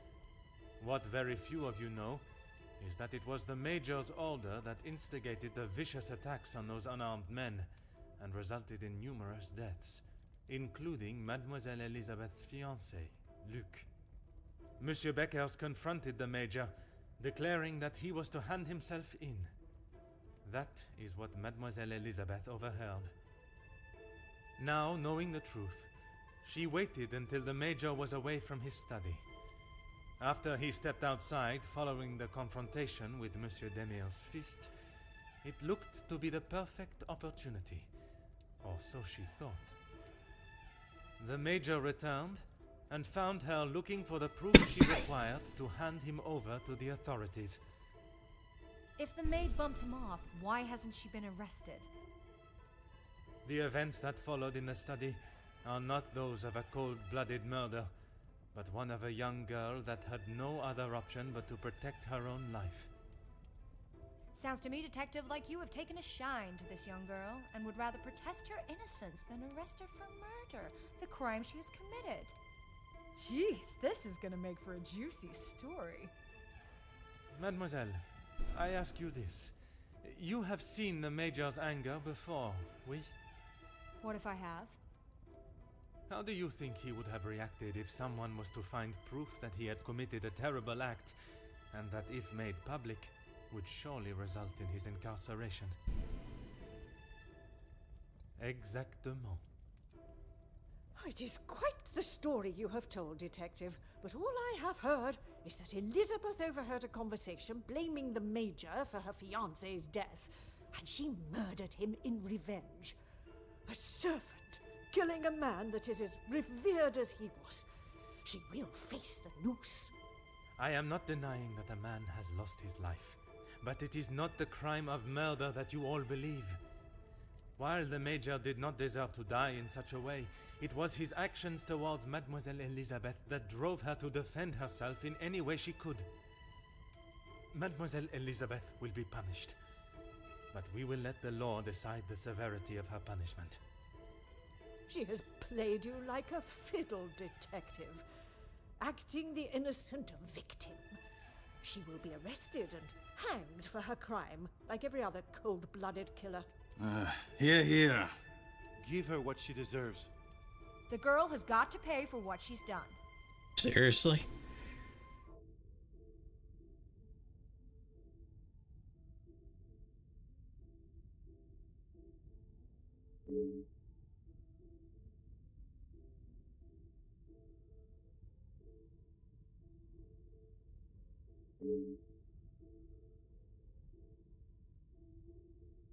Those of you that are calling for the hanging of Mademoiselle Elizabeth, have you forgotten the roles you played?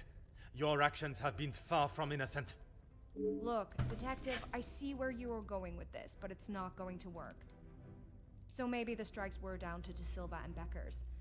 But don't try and drag me into their mistakes. Mademoiselle Conrad, if you are so confident of your innocence, perhaps we should begin with you.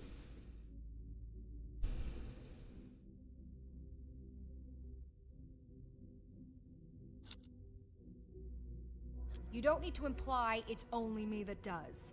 Ask any of my journalists, they'll say the same. Even if in the process people are hurt? You knew the situation surrounding the strikes and only sought to swell the anger in people and create further chaos.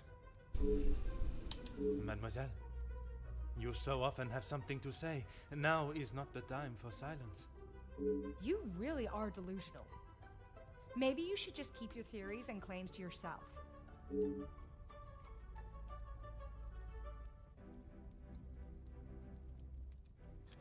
You obviously have no idea what goes on in my world.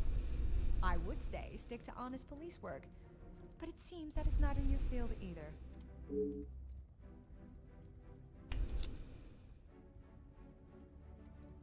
Look, it's... Mademoiselle, I do not have time for your excuses. Do you wish to state your direct involvement, or should I? It's not... Okay, fine. Yes, the story was going nowhere. There was a deal on the table, and it was going to be done and dusted. Everything you said is true. I wanted the story. The scoop that would have blown the others out of the water. I never wanted anyone to get hurt. But I can see what I did wasn't right. I didn't think you had this side in you. I can see now why Angeline asked for you personally. You're not like other cops. It's clear it's the law and doing the right thing through and through with you. Okay. You say it was self-defense? I believe you. Okay. That was... okay. That just did a 180, but whatever. We can't just forget what that girl has done. It's not Jackie's fault, or any of ours, that she decided to do what she did. Okay.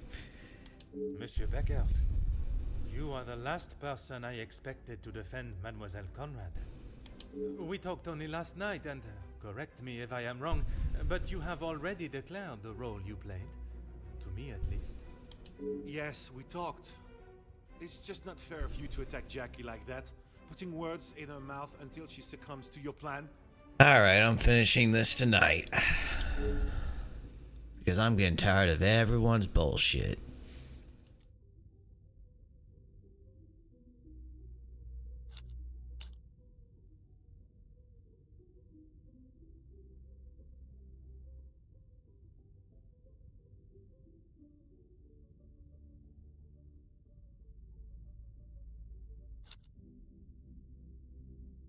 Detective, I'm afraid you're misunderstood. That is not how it was. It was not my intention for things to escalate as they did. I could not have predicted that would happen. Jackie was documenting everything to do with the strikes. She wanted our story to be heard and wanted to know how I was handling the negotiations. And they were handled by yourself? Naturally. If I cannot handle simple negotiations, I am not fit to be in the position I am in.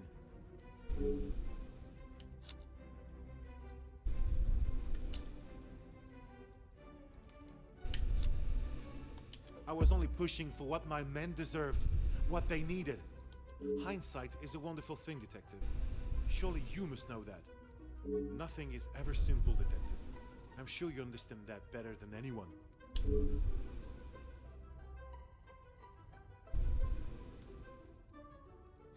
You're right, Detective. I have tried so hard to deny my part, but I know only too well that my decisions led to the death of those men. I know I cannot excuse what I've done. I just want you all to know that I am not a hateful or malicious man. I only wanted to prove that I was the right man. I have lived in other shadows for so long. I thought I would be able to finally step into the light and be the one that everyone remembered, not forgot. Monsieur da Silva offered me a deal and I turned it down. I thought I was doing right by the workers, but it was only myself I was thinking about. What more proof do you need? He said it himself. I made a generous offer to reach a resolution, and he turned his nose up at it. It was not that simple, though. An offer was made, but Monsieur Beckers and the workers would never have been forced into that position had their working conditions been satisfactory to begin with. This is outrageous! Do you plan on blaming everyone for doing their jobs? I suppose it makes you feel better about yourself, doesn't it?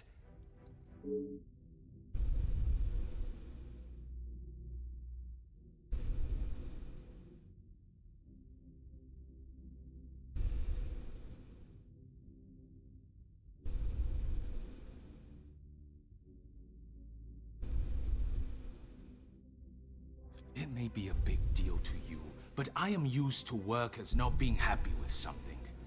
And most of the time, that unhappiness is directed at me. When you're in charge of your own factory, you'll understand. I handle the situation the best I could. If you think otherwise, maybe you have proved us all right, that you aren't the great detective you claim to be.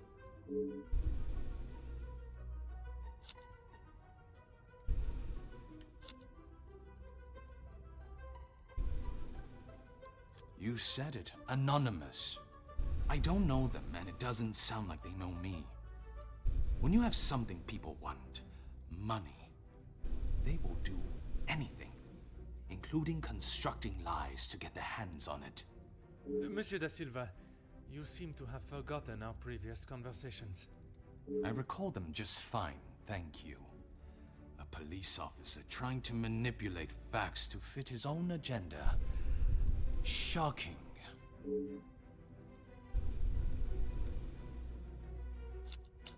Is that what you plan to do? Accuse us all of something until we feel enough guilt that we agree to allow the girl to walk free? The events that led to the Major's murder are not as simple as you have tried to convince yourself. I have uncovered what initiated both the murder of your workers and of the Major. It is you that refuses to accept the truth. Apparently anyone can become a detective now. I really don't know how you gained your title. Through order and... Order? There's no order in beating down who you consider suspects until they have no other option but to admit something, guilty or not. Monsieur da Silva, you have stood steadfast, and your opinion on your involvement has not wavered. Detective, you would do well not to anger my friends. It was not my intention. I only want those responsible to be held accountable for their actions. The Major's death does not fall on one person alone. Does your position on Mademoiselle Elizabeth's guilt remain the same? Even after all your attempts, Detective, Felix was still murdered. Self-defense or not, she chose to hide what she had done because she knew what she had done was wrong. And she will be punished for it. It was not choice to hide anything, madame. If in her position, I ask, what would you have done? The Major has already furiously thrown an object at you, barely missing your head, and now has hold of your arm. I wouldn't have driven a knife into him, that I can tell you for sure. She is no fool. She intended to kill. I really hope this bitch dies next. She won't because the game's almost over, but fuck her.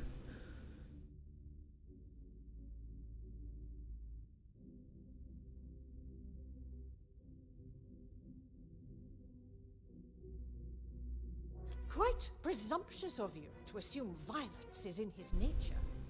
Putting my own feelings towards the Major aside, he was not an honorable man, at least at some time in his life. He must have been for you to allow him in your house for so many years. So, even you confirm he had a history of aggression.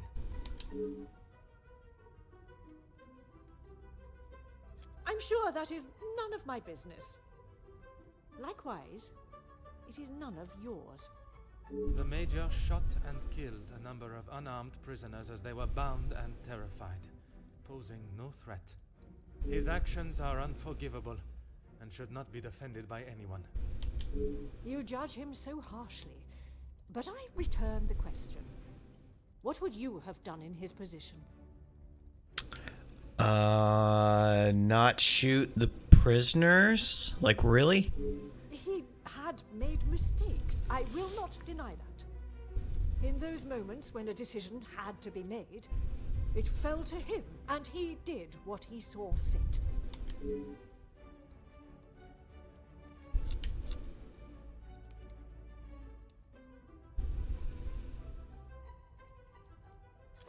I did not know the circumstances of it.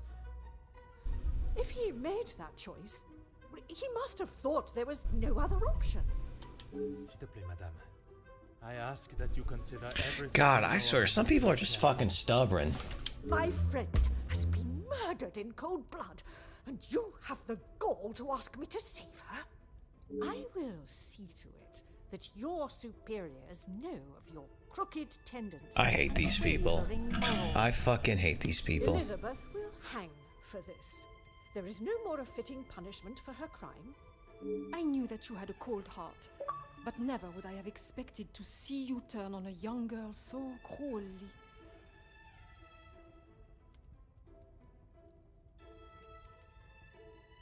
Turn on a young girl? What? Who? Excuse me? She may have been the one that held the knife, but look at the monster that stood before her. It could not be clearer the type of man, no, I shall refrain from offending men everywhere. The type of creature that he was. He bribed, he extorted, he murdered. And yet when he attacks a young girl and she does us a favor and stops him for good, she is punished. I'm sorry, Margot, but I am struggling to understand why you have involved yourself in this affair. Because that girl does not deserve your judgment. You should be ashamed of yourself. You all should be for allowing this to happen. Countess, I have talked at length of the Major's death, but not the reason for my invitation in the first place. When I last gathered you all together, I spoke of a blackmail ring that was rife in the area, and then of the letter that the Major had received. Mademoiselle Angeline requested my help personally after she received such a letter threatening her family name. She felt I was the only one that could uncover the truth. Bro, you're like... And uncover the truth, I have. And now you're attacking the one person who's like on your side. Get on with it, detective. Who dared try and extort my family and then have the gall to allow me to welcome them into my home?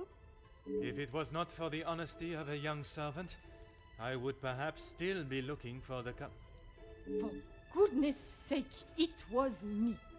Margot, how could you? While it looked as though the Countess was helping the young women at the shelter, she was in fact only finding them positions of employment in wealthy homes to gather information on them and learn secrets that she would ultimately be able to use against them. Monsieur da Silva fell victim to her network of moles and was in turn blackmailed.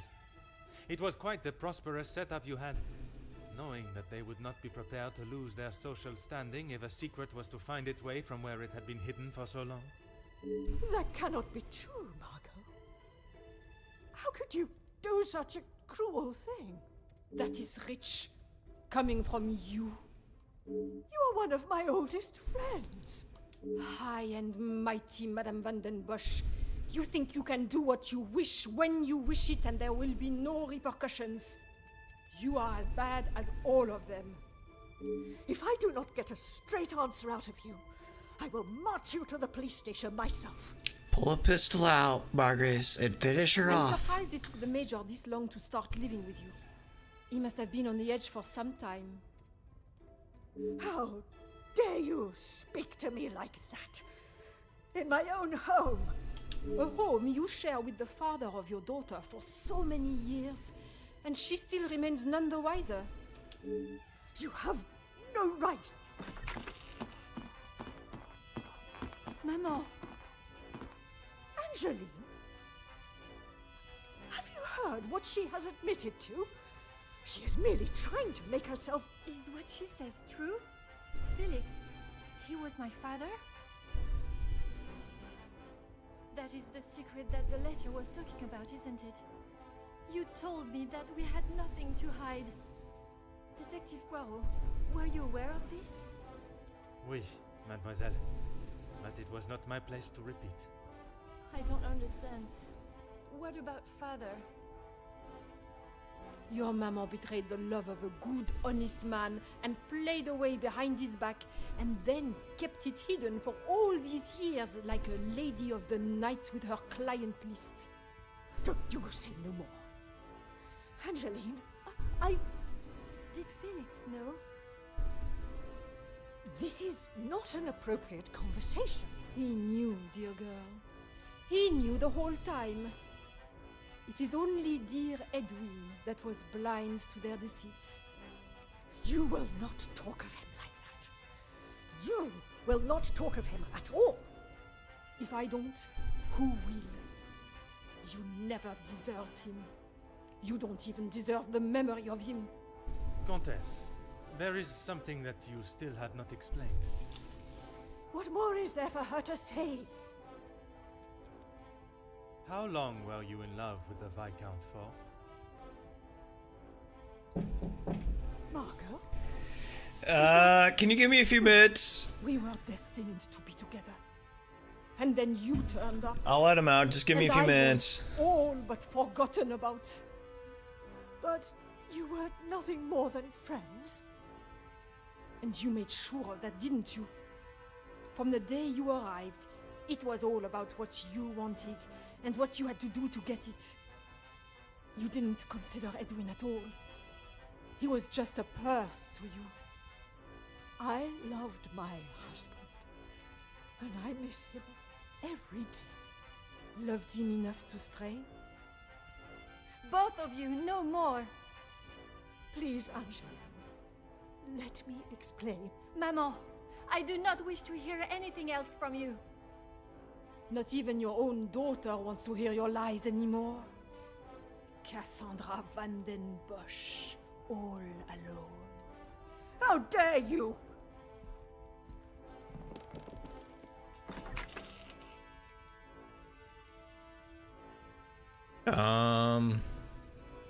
While I feel a sense of satisfaction and pride in solving both cases, there is still a part of me that is reluctant to revel in triumph. I am content with the unmasking of Countess de Vos as the blackmailer, and knowing that she will... I hope I don't have to play all this over again for like one achievement. It is Mademoiselle Elizabeth that worries me. She will stand in a court of law, and I can only hope that they can see she acted in self-defense. I must trust that our legal system and justice will prevail. A fair sentencing will be given. In protecting her own life, she took the life of another. Perhaps the guilt she must live with is a greater punishment than any sentence she can receive. I don't know about that.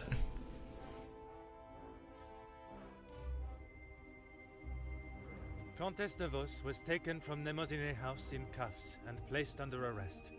Although she initially tried to plead her innocence, Inga, along with a number of other girls that the Countess had found employment for, came forward and made full statements. She was charged with 5 counts of blackmail and extortion and sent to a house of corrections, where she will have a new life to become accustomed to.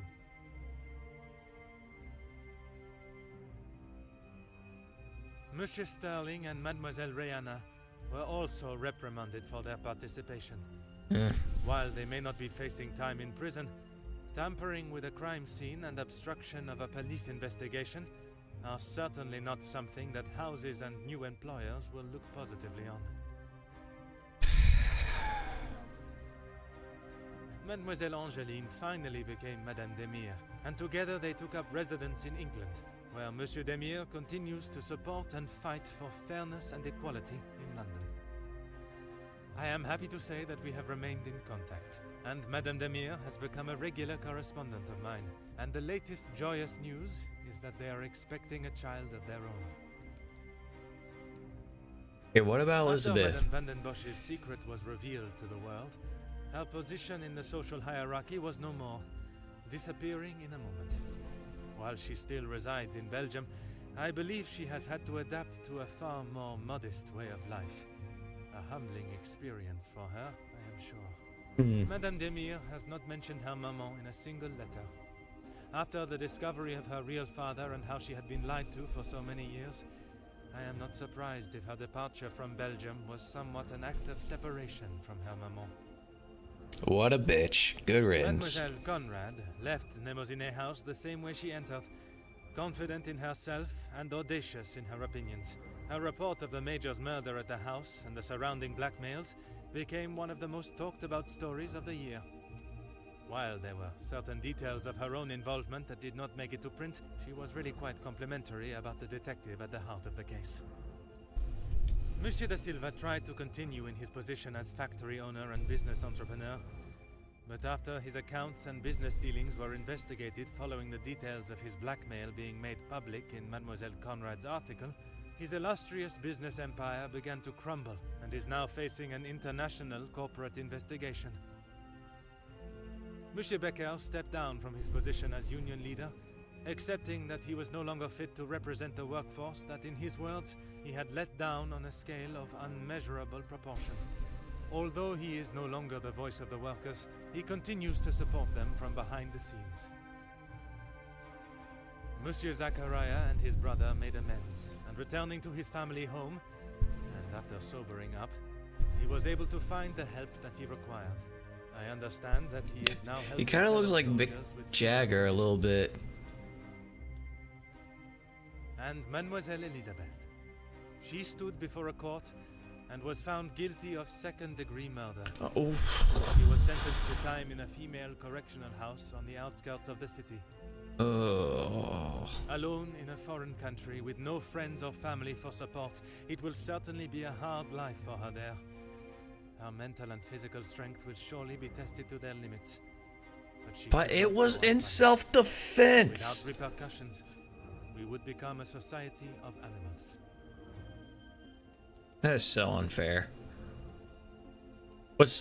Okay, I'm hoping that there wasn't supposed to be like different results based on how many people I could convince. The death of Elizabeth's beloved Luke has been at the center of everything.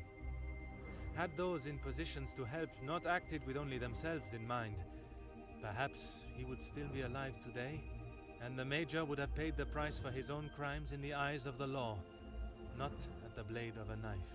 The blood of Major Felix Egan will remain on Elizabeth's hands. A stain that wherever she is and whatever she may do, she will never be able to wash clean. However, it will remain as a reminder to not only her, but all of us, of what we as human beings are capable of to protect ourselves. We all have something that may be considered shameful or sinful, and it is how we deal with it that shows our true character. Those involved in the riots, the workers' deaths, and the Major's killing believed themselves to be untouchable. Whether it was from their social standing or their confidence in themselves, they learned that everyone is accountable for their actions. There is no exemption because of the suit you wear or the money in your bank account. There is no price to a man's life. It cannot be bought or traded or discarded. No man is better than another, including Detective Hercule Poirot.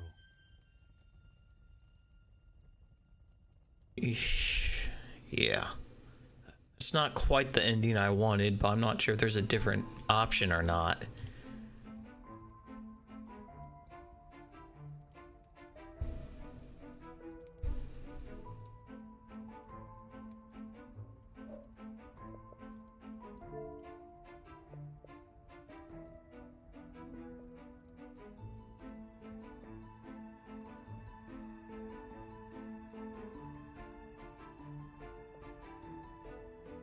Damn it. That's what I was afraid of. Please tell me I can replay chapters. Alright, whatever. I'm gonna let the credits roll and that's gonna be it. Alright.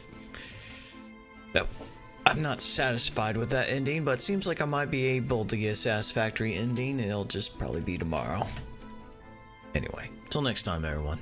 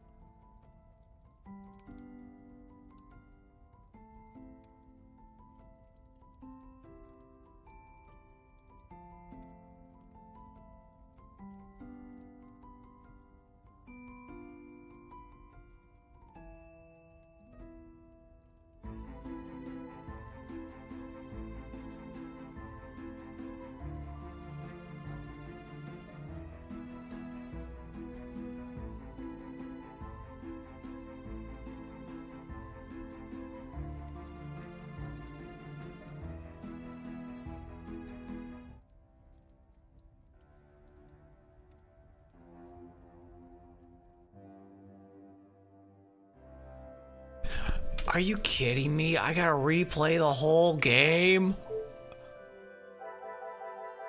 Oh.